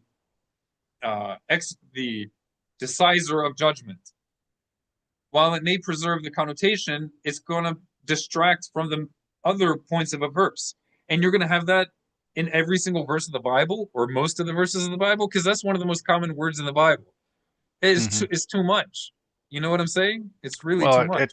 I think that's where we have a lot of new religions created, or being people elevated to equal with God. Hashem. Why? Because the word Elohim gets applied to human beings as well. Not Right. in a facetious sense, but in an actual sense. A human can be Elohim. You can even have a class of Elohim. The great Sanhedrin is called Elohim Hmm. when they sit in the place that the Almighty chose. And we don't mean that they are God. We don't worship them. We don't say that they're self-existent, but rather they are the authority over us. They are the authorities. They're the powers that be, so to speak. You know, in the same way in English, you can say the authorities. I contacted the authorities. That doesn't mean that you're talking to God, the creator, right? All this gets lost. And this is one of the most common words in the Bible. And as you said, ignorance of this connotation of the word Elohim has led many people to assume that some verses which are not talking about the creator are referring to the creator when they're not. Melech Elohim, is that also a term used? Malach Elohim. Melach. Malach. Not malach. Mal, break. Ach. Malach. Malach That's it. Elohim. And that Mhm. break in the syllable is important. So not Okay. malach, malach, Mm. malach, malach Elohim. Yeah, that's an ambassador or an agent of the absolute authority. You could translate that two different ways as well, depending on the context. You could translate it as a powerful agent, Hmm. and you could have the full connotation of a powerful agent of the Almighty. Right? But there's a lot more depth in Hebrew, and you have to sacrifice something in English unless you want the Bible to be 4 times thicker than it already is. But that's with the catch, you lose a lot of nuance. And you open the door for more heresies or more divisions if people are not humble. It's not that there's not room for different interpretations, even if two people both have equal level of Hebrew knowledge. There can still be different interpretations. The difference is, and there's a big difference, the difference is that those different interpretations for people who know Hebrew are going to be more based on the text. They're going to be more nuanced. They're going to be more informed. So yes, there will always be more than one opinion. But the question is it going to be an educated opinion or an opinion based on translations, which can lead directions that the Hebrew never intended you to go to? So let's take the word. You guys give me a few homonyms in English. Homonyms are words that have different meanings, but they all sound the same. So rash means to be bold. It could also be something on your skin. Let's get Stare. some. What? Stare. Stairs. Stare. Oh, stare. Yeah. So stare is looking, but stare is also a step. Fair. To expose yourself or an animal. It also is to carry a burden, right? So if I take the word bear and I try to translate that to Hebrew, I might intend, in the original language here being English, I might intend that he carried a burden. But in Hebrew, I'm not giving exact equivalents. I'm giving hypothetical things so that people can relate to it. In Hebrew, maybe it connotes carrying perhaps the writer in the English original text meant to carry a burden. But in Hebrew, it can also carry the connotation of an animal, a big hairy animal. All right. So maybe the Hebrew translator translates it as bear, and maybe it means carry burden. But in Hebrew, it can also mean an animal. But in English, it doesn't mean an animal. So now I'm going to create a whole theology around some animal. Or this actually could happen. Let's think of another one. We were talking earlier about being liable and how the English translation of that doesn't necessarily have the same connotation as it does in the Hebrew. Right. Liable generally sounds negative in English, but the underlying Hebrew word there doesn't necessarily have that same connotation that the English word does. Right. It's more broad. There are just so many examples. I know this is not really the point of today's class, but it's always relevant. That you have word plays that are relevant, and you have nuances. and people could build entire theologies focusing on one potential meaning of a word, that the word might be an accurate translation of the Hebrew, but the word might have extra connotations in English that don't exist in the Hebrew. So again, let's take the word bear to keep it simple. In Hebrew, it might mean the actual underlying Hebrew word might mean to carry something. So they translated it as bear in English, which means to carry something. But then somebody might build off of that all kinds of other meanings, because bear also sounds like an animal. It also sounds like to expose something. They might make an entire sermon based around that, to expose something. But the word in Hebrew doesn't have anything to do with exposing anything. So that connotation exists in English, but it doesn't exist in Hebrew. But the Hebrew word might have more connotations that are not carried over into the English. So you're missing an entire world. You don't have to worry about salvation or eternal life about this. The main things are the plain things, right? The main message can be conveyed. But the problem is that sometimes people build on the main things and they create entire theologies and theories and pet peeves. People have pet beliefs. Maybe those beliefs may be true, maybe not, but they build them on translations and they're not correctly rooted on that text. Yeah. And then sometimes they divide into different churches and different denominations. It's not, But reading it in the translation, in the presentation, it makes perfect sense. It's I totally agree with this. How can you deny this? It's obvious to them. When from the Hebrew it wouldn't be. So I want our viewers to do a little lesson by themselves, to take a piece of paper, write down words that have more than one meaning. Those are called homonyms in English. So write at least 5 different homonyms, and then I want you to write some notes, some creative sentences using those homonyms. So you wrote down 5 different homonyms. Let's say bear, gay, light can be, bright, light, or it can be not heavy, right? These are just examples. You come up with your own. You write 5, and then for each of those 5, write 2 sentences. So you should have 10 sentences. Okay?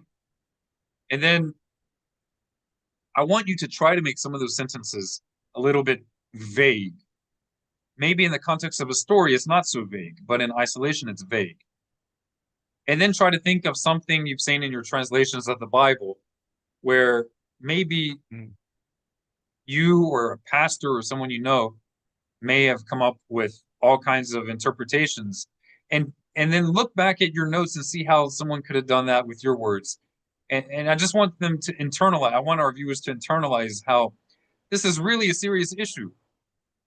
And think of some ways that maybe, as you've learned Hebrew, you don't even need to be fluent in Hebrew to have learned a few terms in Hebrew to realize some shaky theologies or arguments that are based on ignorance of Hebrew. I can give you one example, creating a whole theology and proof on genealogies by explaining the meanings of the names and genealogies, when the people who come up with these things don't really know what they're talking about. They're like using Strong's Concordance to concoct a whole message, and it just doesn't work if you actually know Hebrew grammar. But yeah, that's your assignment for the day. Now I'm going to give you guys a little quiz.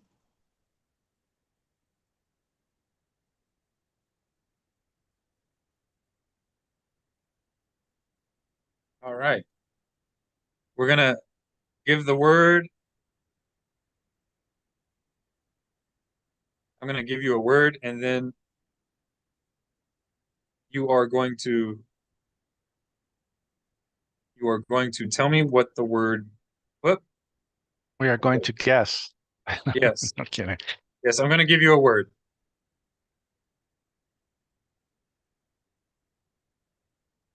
All right. Savaot. What is Savaot?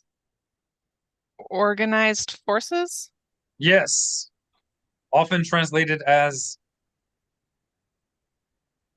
Hosts. Yes, host, like Lord of Hosts.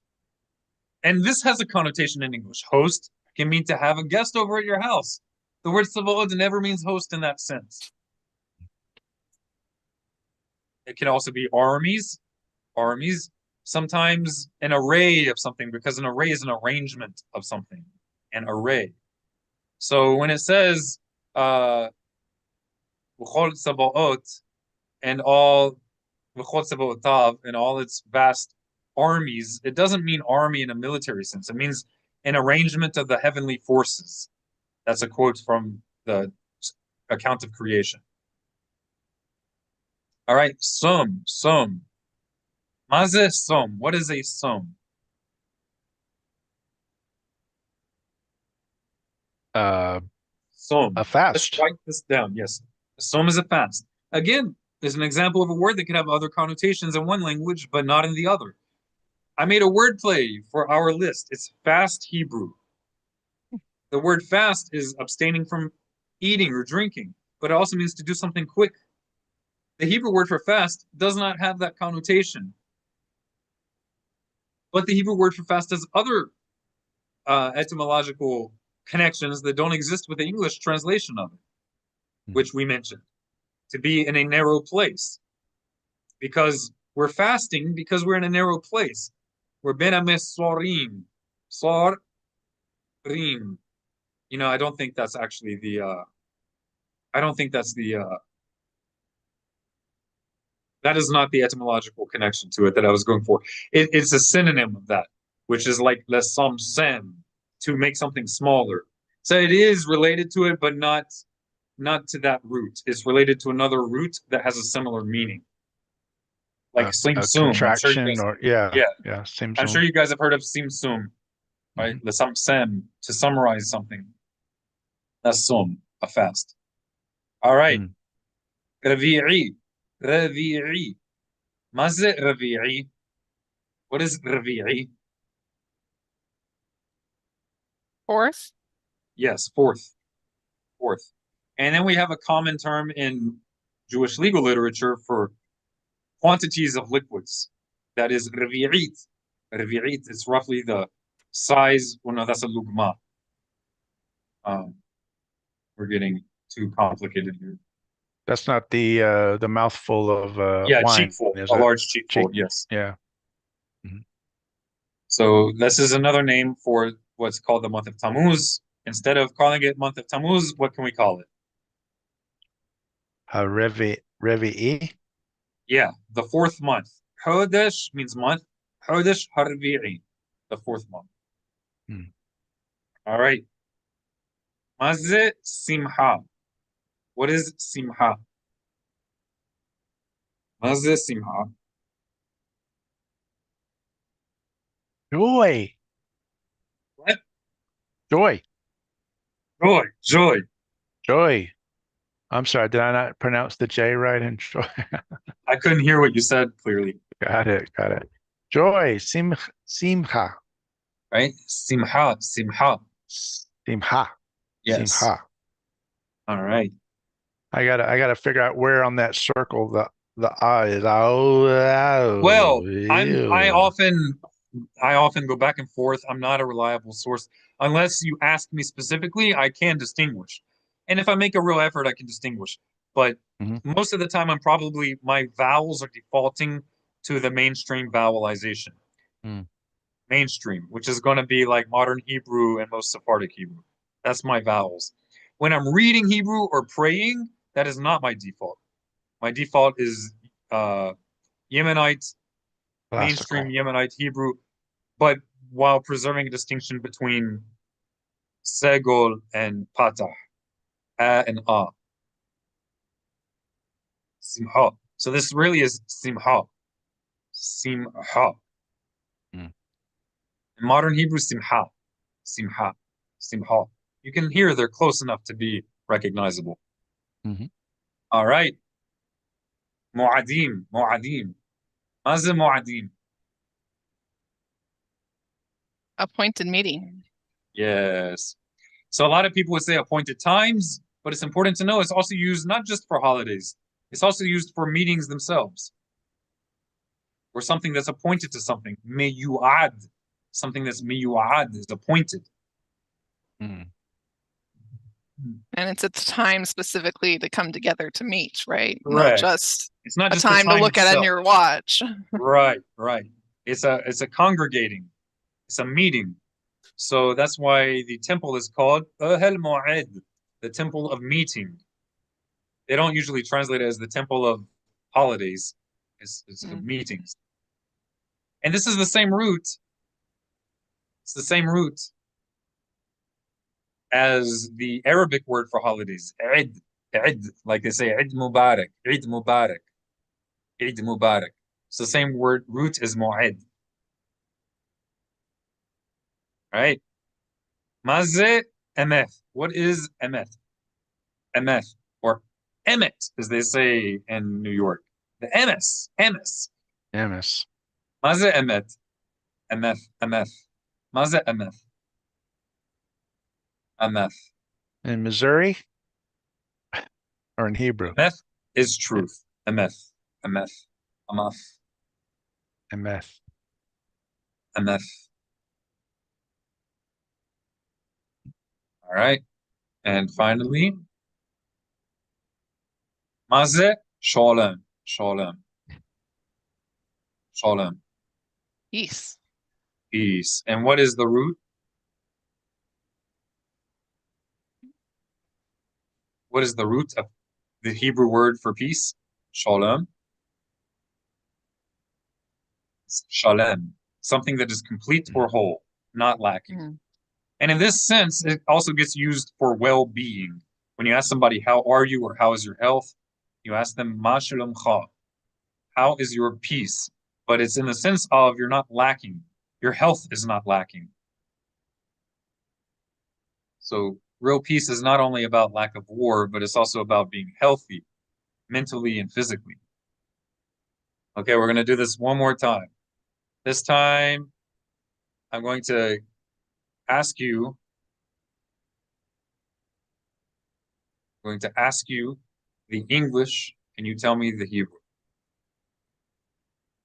How do you say a fast? As in, I'm doing a fast. It's a fast day. Som. You calling? Oh, there you go. Okay, Som. kol hakavod, kol hakavod. Nachon. All right. What is Mazeh. the Nachon? Yeah, mazeh. Mazeh som. Mazeh som. What am A I saying? fast. What is a fast? What is a What som? is it? Yeah, yeah, yeah. Nachon. What Good, is it? good. What does Kol it hakavod. mean? What does it mean? Yeah, yeah. All right. So I'll do that. Mazeh means what is. Mazeh simha. Mazeh simha. Simha. Mazeh simha. Joy. Mazeh, joy. Joy. Simha. So you would just say ze joy, ze simha. Ze means it is. All right, or Well, I this mean, is. if you were going to say the English, Mazeh, Yes, joy. yes. Or if I'm asking an Israeli to teach them Ah. English, maze joy, joy is a simha. All right, Okay. maze savo'eth, savo'eth, maze savo'eth, savo'eth. Organized armies Forces, or organized force. forces. Force. Yes, yes. And it's used for armies. Right? So how do we say the singular? Sava, Sava. Sava. Yeah, so this is the word for the Israeli army. Sava lahaganat Israel. Sahal. That's the salt sound. If you've heard the Israeli army called Sahal, I don't know if you guys have heard that. Sahal is a Hebrew acronym for the Israeli military. It's an acronym for Savat lahaganat Israel. The army or the force or the forces for the defense of Israel. One force. That's right. And here, Israel doesn't mean the government of Israel, Tucker Carlson. He's talking about the people of Israel, Tucker Carlson, Tucker Christian Carlson. You know, I kol hakavod, good, all the honor and respect to Ted Cruz for calling Tucker Carlson out for his very non-Christian anti-Israel bias, his very unbiblical, and Tucker Carlson should be ashamed proclaiming to be a Christian, knowingly going against biblical principles. Every Christian who had respect for Tucker Carlson should make a point to call him out for this. You know, it's one thing to be anti-Israel. It's another thing to try. He's trying to get Christians to go against Israel. That's disgusting. He is not a friend of Jesus. He is not a follower of Jesus. You cannot follow the king of Israel if you believe Jesus is Israel. You cannot follow the king of Israel and support those who want to slaughter Israel. The government of Israel is called government of Israel, not because of the government itself, but because it's the government of the people of Israel. He knows that. That dude is a freaking anti-Semite. It's disgusting. No excuse, and he should know better. He's not an idiot. He should know better. If you found yourself a fan of Tucker Carlson, don't just stop watching him. Proactively call him out and call out other people in your communities. Conservatives if you're a conservative, Republicans if you're a Republican, Christians if you're a Christian. Call them out that you cannot be a true Christian. You cannot follow a Messiah of Israel if that Messiah of Israel tells you to seek the destruction of Israel. What kind of king of Israel is that? Yeah, we have a disagreement that he's the Messiah. But if you think he's the Messiah, what kind of king of Israel wants the destruction of his people? That's not a king, that's an enemy. So is Jesus the enemy of Israel or the king of Israel? Is he coming to deliver Israel or to destroy Israel? Stop making a mockery of the God of Israel and stop making a mockery of Jesus. That's not Christianity. That's not, if such a thing exists, kosher Christianity. If there would be a kosher Christianity, that ain't it. That ain't it, friends. All right. So sava. Maze sava.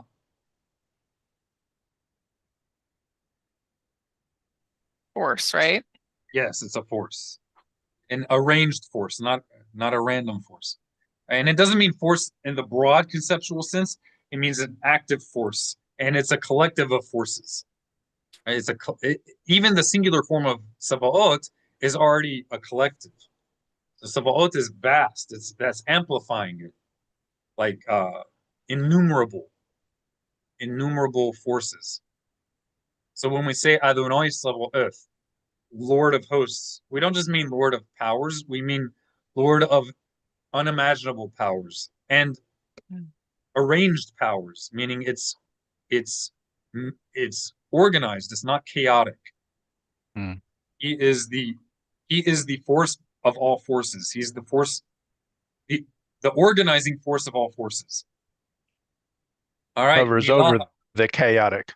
Yes. Hovers over the chaotic and brings order into the chaos. That's right.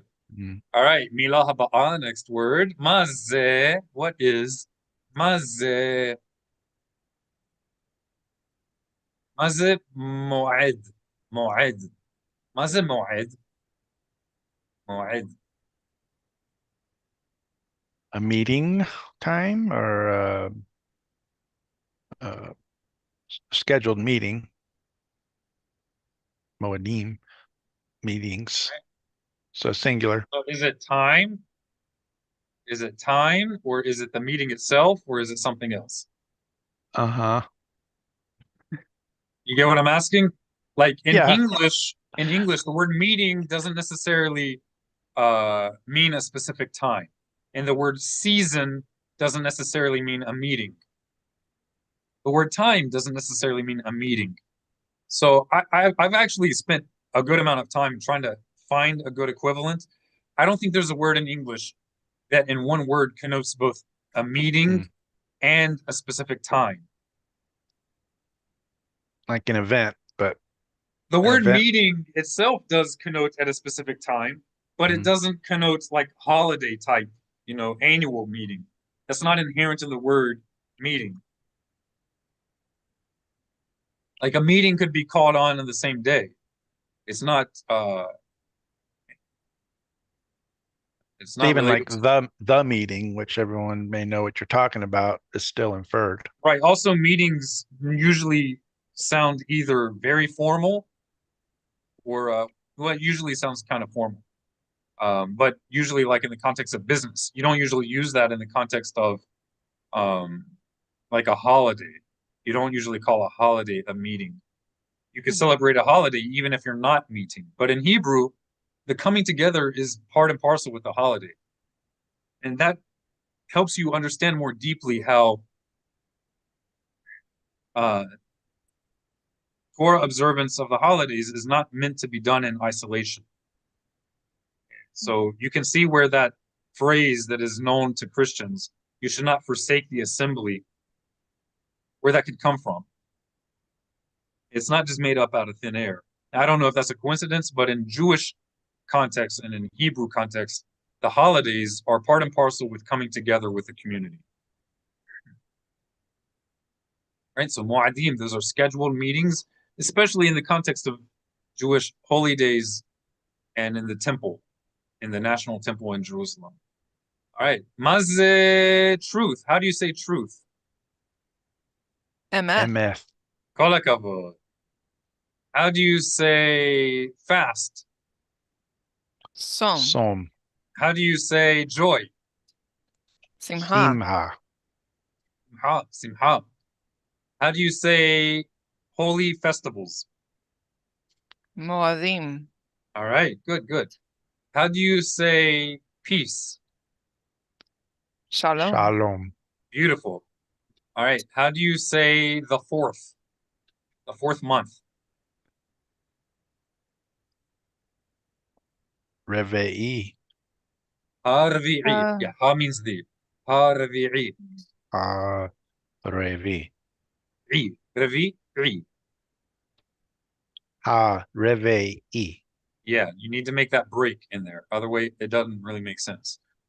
And how do we say month? It's not on the list. How do we say month? Hodesh. So how would we say the fourth month? Hodesh haravi'i. Beautiful. Notice it's flipped, not like the English word order. You don't say Harvi'i Hodesh, the fourth month. Instead, you say month the fourth. Hodesh Harvi'i. Kol hakavod. Good job. Good job. All You right. don't know how I would say it because I probably would say it wrong. In Hebrew, when in doubt, say it the opposite of English, opposite order Yeah. of English. That is That's a good good. rule to go by. Not always, but Safe 9 times rule. out of 10. Safe rule. Yeah.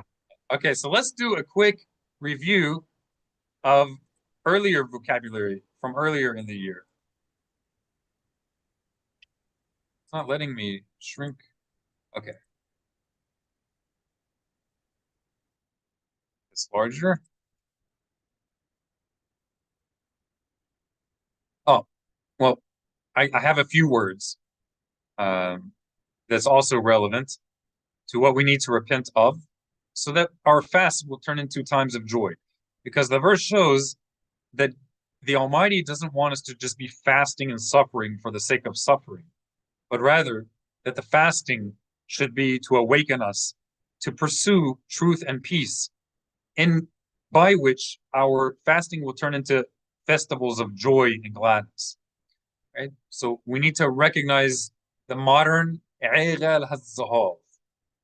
Mr. Victor, can you read this for us? Egal sahav. That's it. Eid al-Zahav, the golden calf. We need to find our golden calf and destroy it. The prophet Ezekiel said that when the Almighty returns us to the land, chapter 36, Ezekiel 36, when he returns us to the land, we will still have some idols among us. Where Good are these grief. idols? Where are the idols? If you think that Israel, they all collectively get behind this golden calf and thank it for getting them out of Egypt, how much more so us thousands of years later are going to do Exactly. the same thing? Exactly. If you we need to, like you just said, look for it, search for it. And I'm thinking, wow, that's profound. Yeah, we do. Mipi HaGeburah, it said, from the mouth of the Almighty, it said, that when we return to the land of Israel, we will still have idols that we will need to be cleansed from. We'll look around. Where are those idols? Where are they? Yeah. So the sin of the golden calf was praying to or worshiping Elohim through this Through this through a mediator. created item. Through a created item which was not authorized. It was a foreign service, contrary to the commandments of God. Right We God, wrong also service. we also need to recognize, like, do we take them for fools? Did they Mm. think that this golden calf was the creator of the universe? They knew it wasn't the creator of the universe. The idolatry wasn't in their mental mistake, in a mental mistake, that this calf that they made, that they saw created them. They knew this calf was not the creator. Mm. That's not what the idolatry was. The idolatry was serving God through this mediator that God did not permit us to do. They knew, because Moses referred to the Almighty to them immediately afterwards when he comes back. They knew that that calf wasn't the Almighty. They were worshiping it as a representative of the Almighty in place of Moses. It wasn't a replacement for the Almighty. It was a replacement for Moses, who the Almighty had already called Elohim to Pharaoh. Moses was the Elohim it was replacing. But they created a representative that God didn't authorize and then served God through it, an unauthorized representative with services that are not authorized. What is the golden calf? There can be more than one. In the case of the Israelites, the people of Israel today, just to make it simple for us, it's anything, anyone and anything that we are serving, whether in prayer or with songs or with customs, that contradicts the commandments of God. So let's look around. What are popular? What really stands out? If we want the people of Israel to be restored, if we want to have our fast days turn into days of joy, I have one. You know, the high holidays are coming up. There is a movement of some very sincere and sweet people to make pilgrimage, not to the temple in Jerusalem, but to the grave of a rabbi who died a few centuries ago.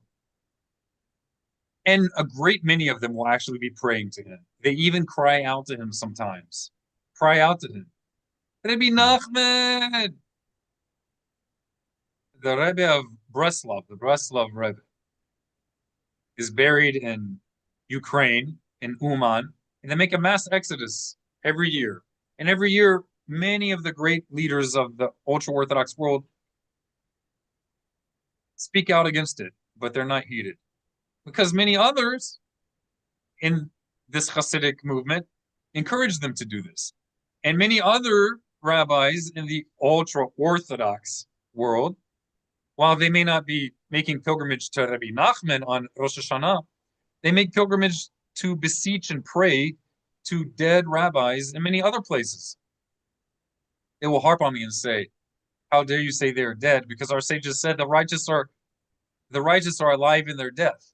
But our sages also said that they're dead. They're alive in their death. They are dead. The spirit is alive, but they are dead. They have a halachic status of being dead. Otherwise, you could have a Kohen go there. The fact that Kohanim can't go there, we know that they're dead. Who are you fooling? You're not fooling God. So stop fooling yourself, you know. So here's an idol. You don't have to call it a calf for it to be a golden calf, right?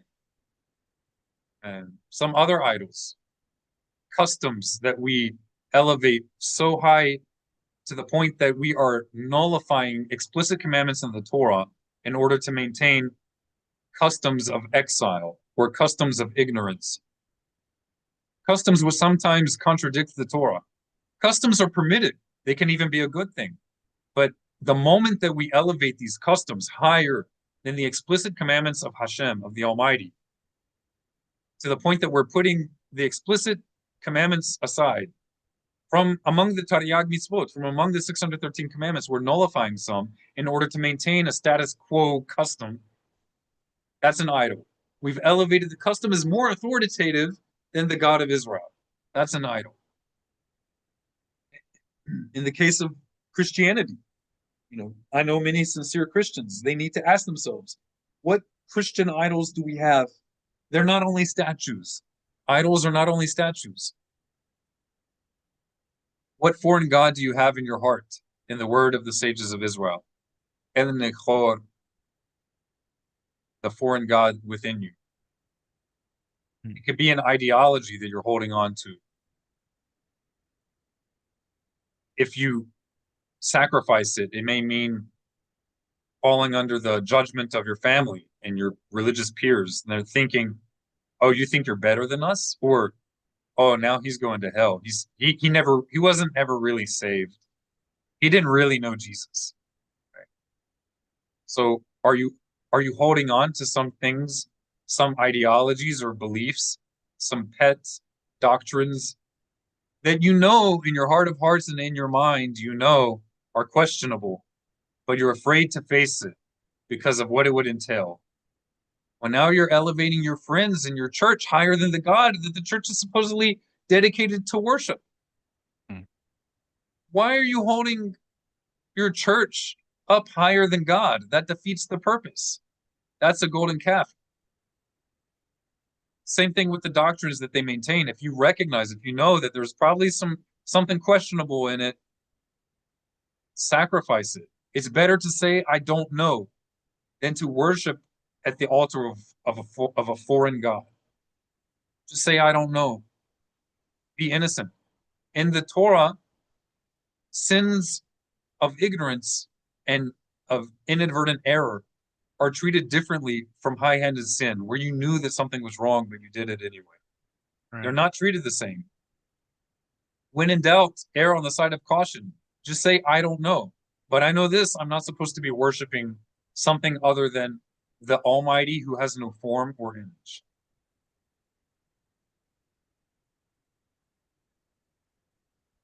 All right, let's say it together. Egal, Ha-zahav. Ha-zahav. Zahav. Azahav. Beautiful. And by the way, Mr. Victor, that's a beautiful email you got there. Very nice. All right. Ta'anith Shiv'a Asar Bathamuz. Ta'anith Shiv'a Asar Bathamuz. It's a mouthful. Just write down one or two of these words to practice if you don't already know some of them already. So let's say it together. Ta'anith, Ta'anith, Ta'anith. Shiv'a, not Shiva, but Shiv'a. Shiv'a. Shiv'ah. All right, let's do it again. Ta'anith Shiv'a. Ta'anith. Shiva. Neath. Shava. The dot is an E.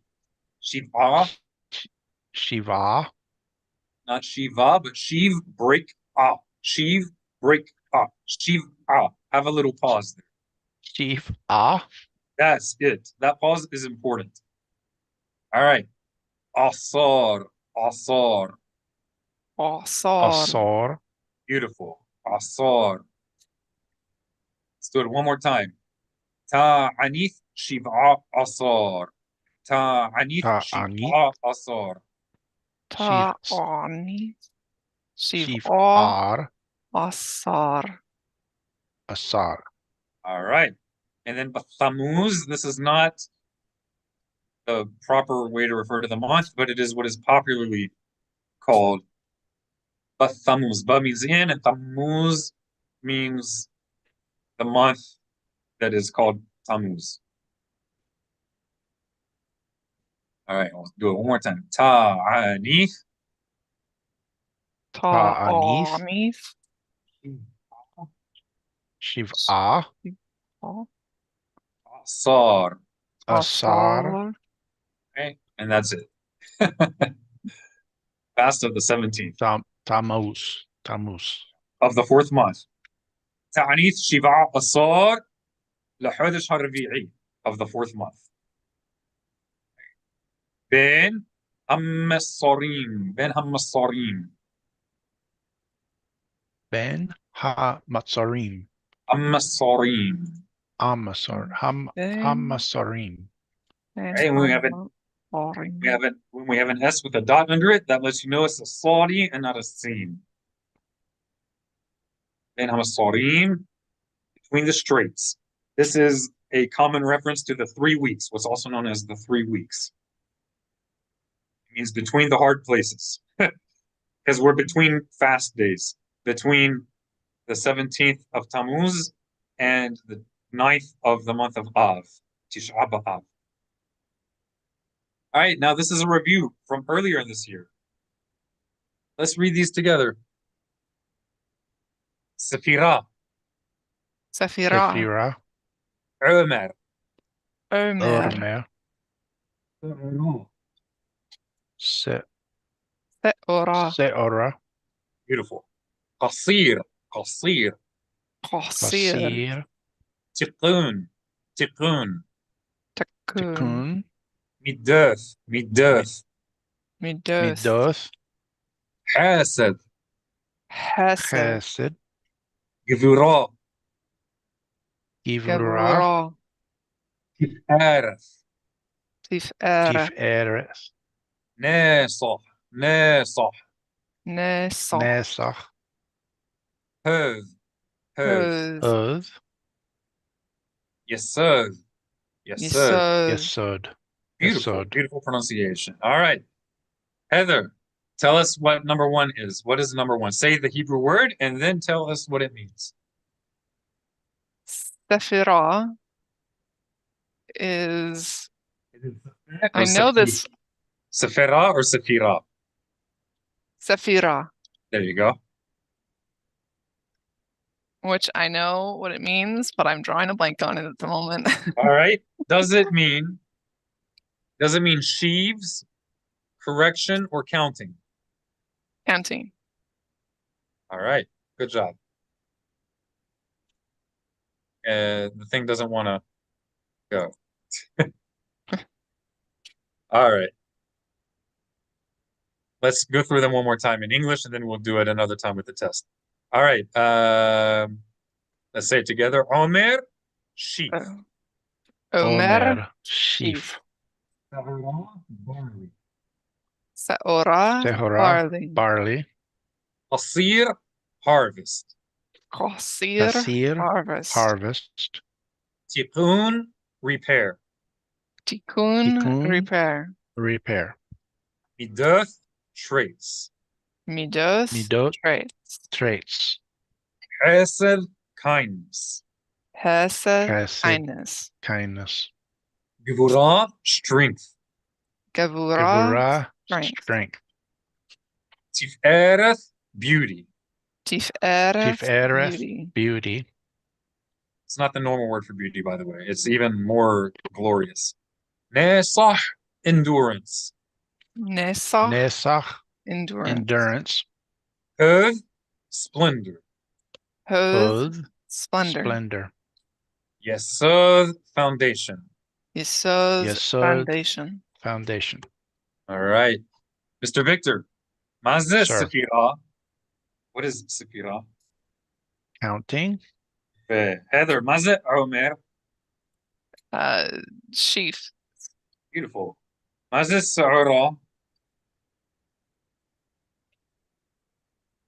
Multiple choice. Is Okay. Sa'urah harvest, barley, or foundation?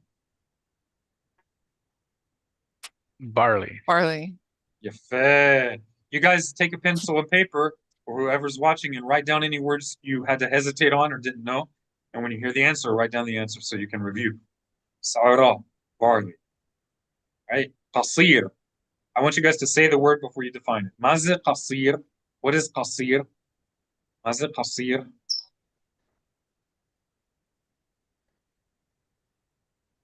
Qasir. You got this. Does qasir mean traits, repairing, or harvest? traits. Guessing. I think that's right. I want you guys to say the word first. Qasir. Qasir, Is it? Does qasir mean kindness, harvest, harvest, or traits? Qasir, harvest. Are you sure? I think so. Is that your I'm final? still leaning traits, but I think she might be right. Traits is midos. Ah, Yep. Yeah. Qasir is harvest. harvest. Write that down. Qasir, harvest. All right, milah haba'a. Next word, milah haba'a. Tikkun, tikkun, tikkun. Maza tikkun? Tikkun, repair. Are you sure? Yes. Are you absolutely sure? Ken. Is that your final answer? Ken. Victor, do you think she should call? Call a friend. Yeah. Well, I think she has nailed it. If you are Tikkun, the friend, what would you say, Victor? tikkun olam, What does it mean? repair of the world, repairing the Alright. world. Tikkun is to correct or repair something. It can also mean to make something in some dialects of ancient Hebrew, but normally it means to correct or repair. All right. Mhm. Milah haba'a, midoth. Maze midoth? Maze midoth? What is midoth? Maze midoth? Midoth.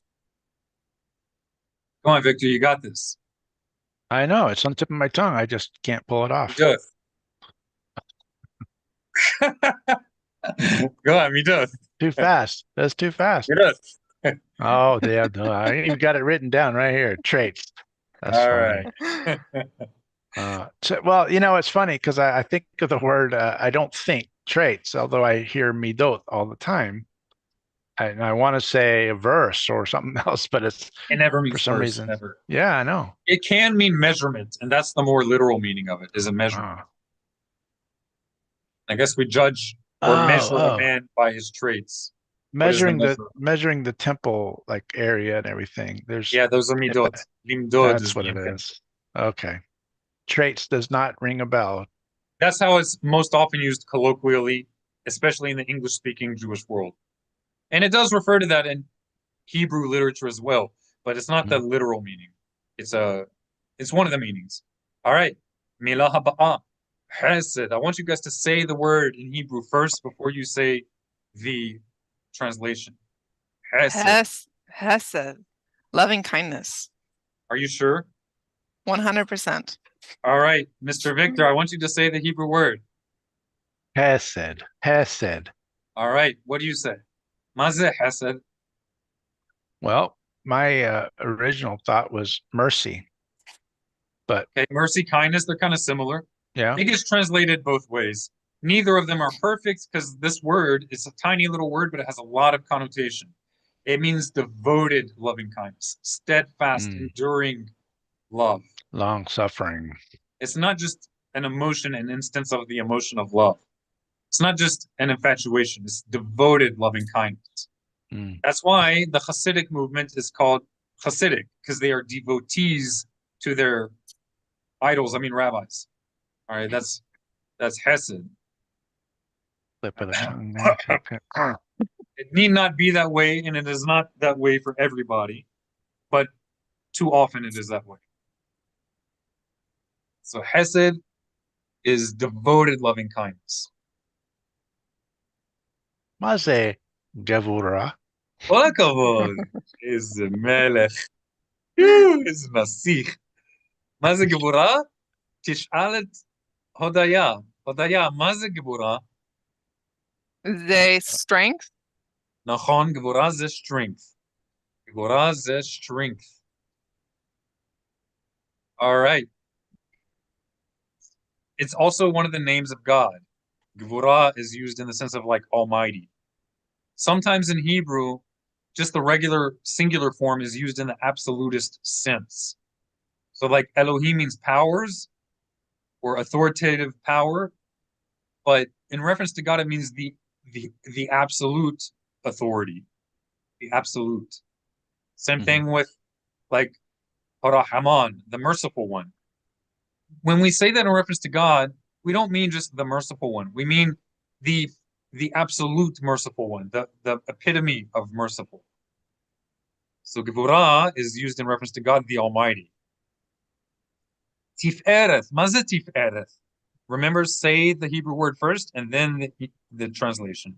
Maze tif'ereth. Tif'ereth. Rabbi Yosef is Tif'ereth. Come on now, that's wrong. Where's the meme of Kathy Bates where she says, "La"? Beauty or glory, maybe. Yeah, it's like splendorous beauty. Yeah, Mhm. you would not normally use it to refer to a person unless maybe it's a king or something really spectacular. All right, milah ba'a. What does milah mean? What is milah? Word. That's right. A written word or a spoken word? Written? Usually it's used for written words. You could say for spoken words. It could be. Yeah, it's not that it's never used that way. It's used for word in general, but not in the sense of divad. That's really what I'm trying to express. Divad is like a conceptual word, not a specific word, but milah is a specific isolated word. That's the so milah is spoken or written, but not word in the sense of he gave a word over. That would be divad. Right. So milah haba'a, and what does haba'a mean? Next. Yafet. So what does milah haba'a mean? Next word. Nachon. All right, Victor, tur shalcha, your Word turn. next. Word next. Yeah, milah haba'a. Victor. Torsheli. Good. Torsheli. Nesah. Mazen nesah. Nesach. Try to have less friction when you do the H with a dot under it. Nesach. Yes. Exhale, a loud whispered H with no Except friction. I probably threw the emphasis at the wrong area at that time. Nesah. That's good. Nesach. Yeah, but with less friction in your mouth. No friction, really. Yeah. Mazen nesah.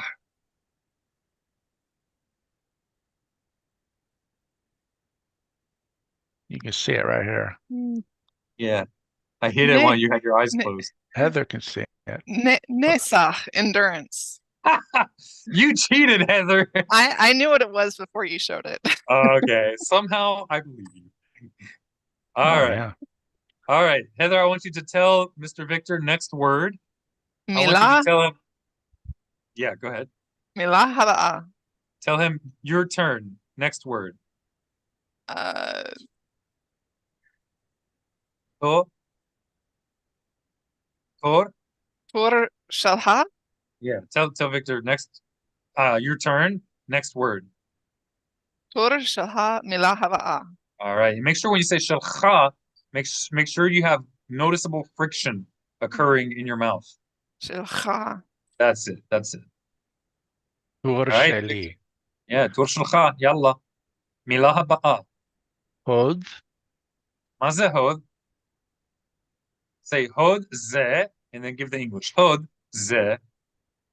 Hod. Ze. Whatever Hodiah says.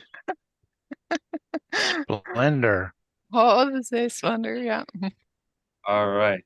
It's also the root in the word Jew, Yehudi, one who gives thanks. It's an acknowledgement of splendor as well. So it means both splendor, but it can also mean gratitude. Not can, that is the same root as gratitude. So when you give thanks, you're acknowledging something that was splendorous. It's an acknowledgement of something very nice. All right, milah haba'a. Victor, I want you to tell Hodaya it's her turn. Tur Shelah. Shalach. Is this asking or telling? Well, tur shalah would be her turn. Tur shalach is when you tell a female your turn. Shalach is yours, feminine. So tell Hodaya. Hodaya Tur Shelach. Beautiful. Now tell her next word. Tell her next word. Next word? Don't say it. Ah. Tell her that. Next and word. How do you say that in Hebrew? Tur Shelach. That's your turn. How do you say next word? Mil. Milah Haba'a. That's it. What does milah mean, Mr. Victor? Word. Yeah. All right. All right. So let's do it one more time. Tell Hodaya. Next word, your turn, Heather. I'm Word sorry. next. Word next. Mila haba'a. Tur shalach. Beautiful, beautiful. Yalla. Hodaya tur shalach. B'chavod. Yesod, foundation. Could have known. All right, all right. Let's go back. Do this quickly. I'm gonna unshare, and this will be the conclusion for the day. How you guys doing? Holding up? Okay. Yeah, brain's Yeah. not exploding today. All right. Tongue don't How do you work, but the say- brain's good. All right, Heather. I want you to tell Victor his turn. Your turn. Tell Victor your turn. Tur shalha. Yeah. All right. Oh. All right, Victor. Milah ba'a. How do you say fast in Hebrew? Sod. All right. So you can tell me fast. Ze som. Ze is like it is or this is. Fast. Ze som. Fast zes som. Beautiful. All right. Tell Heather it's her turn. Your turn. Heather, it's Tell your Heather turn.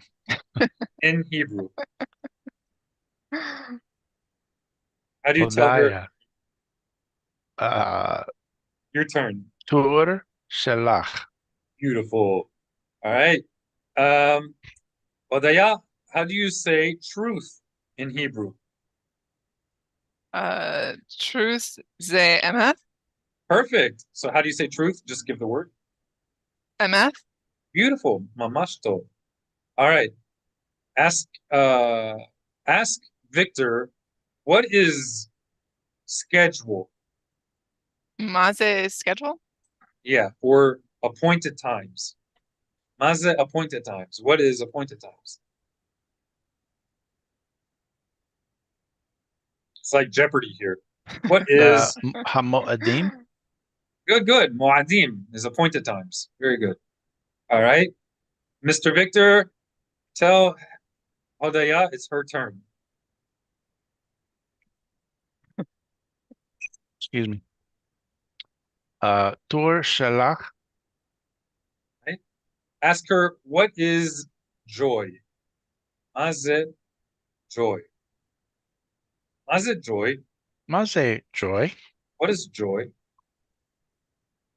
Joy, ze simha. Simha. Beautiful. Simha.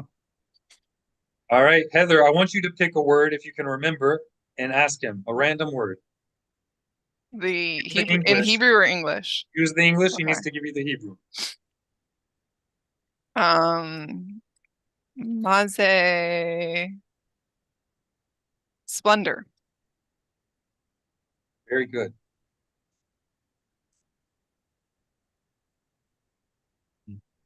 Victor, you told me that I am this. I will I always know I cherish- did, but I will always cherish those words. Oh, very good, very good.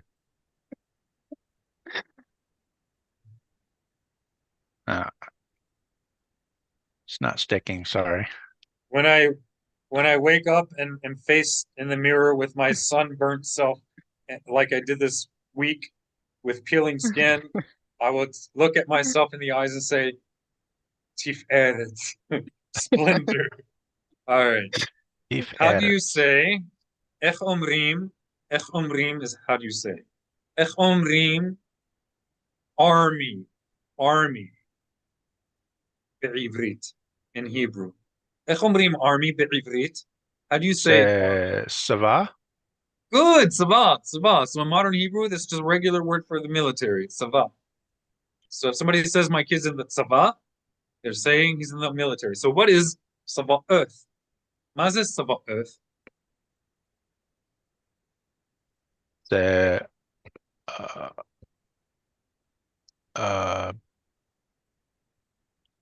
organized forces. Beautiful. Did you see that somewhere? No, I'm just, it's on the tip of my tongue. I just stuck my tongue up here where I could see it. Very good.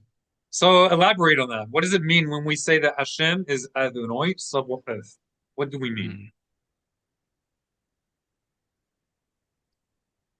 Lord of all of hosts or organized hosts or But what does host mean? That doesn't really, that's not a yeah. good translation. That doesn't mean much I to know. most people.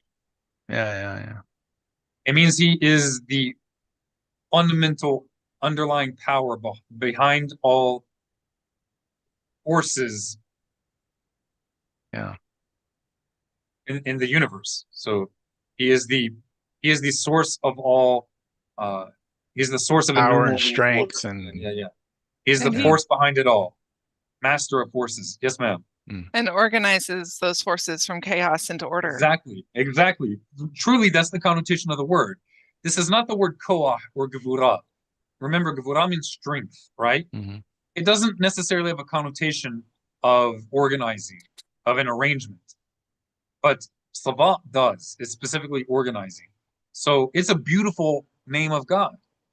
Adonai Sabaoth. He is the self-existent bedrock of the organization of all cosmic force.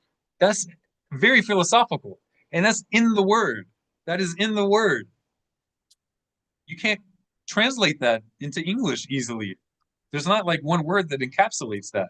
Maybe armies or brigades or legions, but it's pretty much only used in a military sense. Whereas in Hebrew, Savat is used in several senses. So it doesn't only sound like a fight or a war. Mhm. Right? Anyway, any questions before we move on? I think we had a good Hebrew lesson. It There's was more good. coming next time. So I want you guys, our viewers, and you guys as well. But if you're viewing this, even if it's not live, and you're watching this a whole year later on YouTube or Facebook, and I want you to get a piece of paper and I want you to write down your words that you learned today and then review those tomorrow. If you review it tomorrow and there's some you can't recall, then watch this video again, because these are some very common words. We learned words relevant to the upcoming 3 weeks. Ben HaMesarim, the time from the fast of the 4th month until the fast of the 5th month, referred to in the book of Zechariah, where the Almighty himself acknowledged it. And we also reviewed terms today that we learned earlier in the year, at the beginning of this year, on the Israelite calendar, not to be confused with the ancient pre-Israelite Hebrew calendar. Those are two different things. Most rabbis don't distinguish between that, but they're both legitimate. So you've got a good review. Test yourself after you close this video, and then test yourself tomorrow. And then after that, test yourself in a week from now. You will learn Hebrew, but it takes commitment. It takes time and commitment, but it's not too hard. It's not across the sea that you should say who will go over there and bring it to us, right? It is not too burdensome, but it is life, and it is goodness, and it's God's joy, His simha. Amen. Find it in your heart, right? Amen. All right. On that note, I wish everybody a good week. We're going to close with a word of prayer.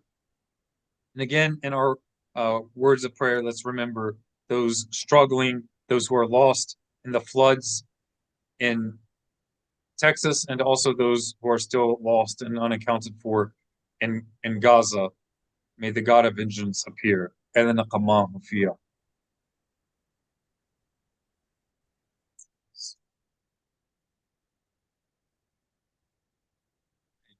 Heather, would you like to read?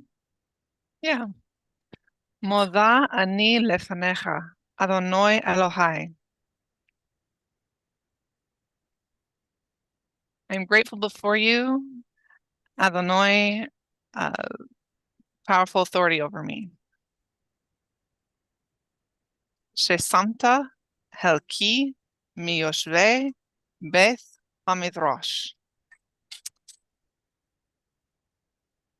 That I find That my I placed? That you placed. okay, that you placed my portion in the house of study.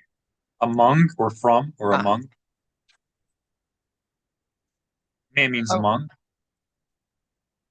Me. Mhm. Let's translate it Among. again with this meaning among or from. So that you've placed my portion Among amongst those who dwell. Yes. Okay. Those who dwell in the house of study. You got it. Right? Me is a common prefix. It means from, than, and sometimes it means among. Velo samta helki mioshve kornos. And that you have not placed my portion on the street corners, Right? Among, among those who dwell on street corners. there you go. She'ani mashkim wahem mashkimim. I work hard and they work. No, I get up early and they Yes, get up early. yes. Ani mashkim livrei Torah. I get up early onto matters of Torah. Wahem mashkimim livarim batalim. And they get up early to empty matters. Ani omel wahem omalim. I work hard and they work hard. Ani omel unkabel sahar. I work hard and receive reward. Wahem omalim wa'en makabalim sahar. They work hard and do not receive reward. Ani ros wahem rosim. I run and they run. Ani ros lahaye ha'olam haba'a. I Abba, run Abba, haba. Olam haba. female bias. I run unto the life to come, the world to come. Wahem rosim Rosim, Rosim. rosim. Yeah, if you say Rosim, that means they want. Rosim is they run. Rosim. Yeah, R and Ra is the difference. Rosim, Rosim is they want, and then Rosim is they run. Right? That shows you again, nuance does matter. Rosim liver saha. One more time. Shaha. There you go. And they run unto a pit of destruction. Beautiful, beautiful. All right, Heather, when you get off, I want you to make a little note about the men and that it means from or than. And in this context, it means from among or from among. And you can also write Raslim with a palmas is running. They run. And Raslim with a herlam, ro, is they want. Okay. You can ask me afterwards, I'll help you. Okay. All right, Mr. Victor, would you like to close with personalized prayer? Remembering those in Texas as well as in Gaza. May the God of vengeance appear. Elena Amahu Fio.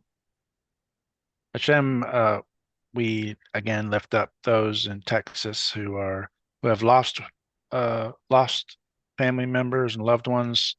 We ask that you would help recover those that have been lost. We think similarly of those in Gaza who are in tunnels beneath houses captive, that they would be returned, rescued, and or returned back to their families, and that you would assist all the people who are working to make both of these situations non-chaotic again. Thank you, Father.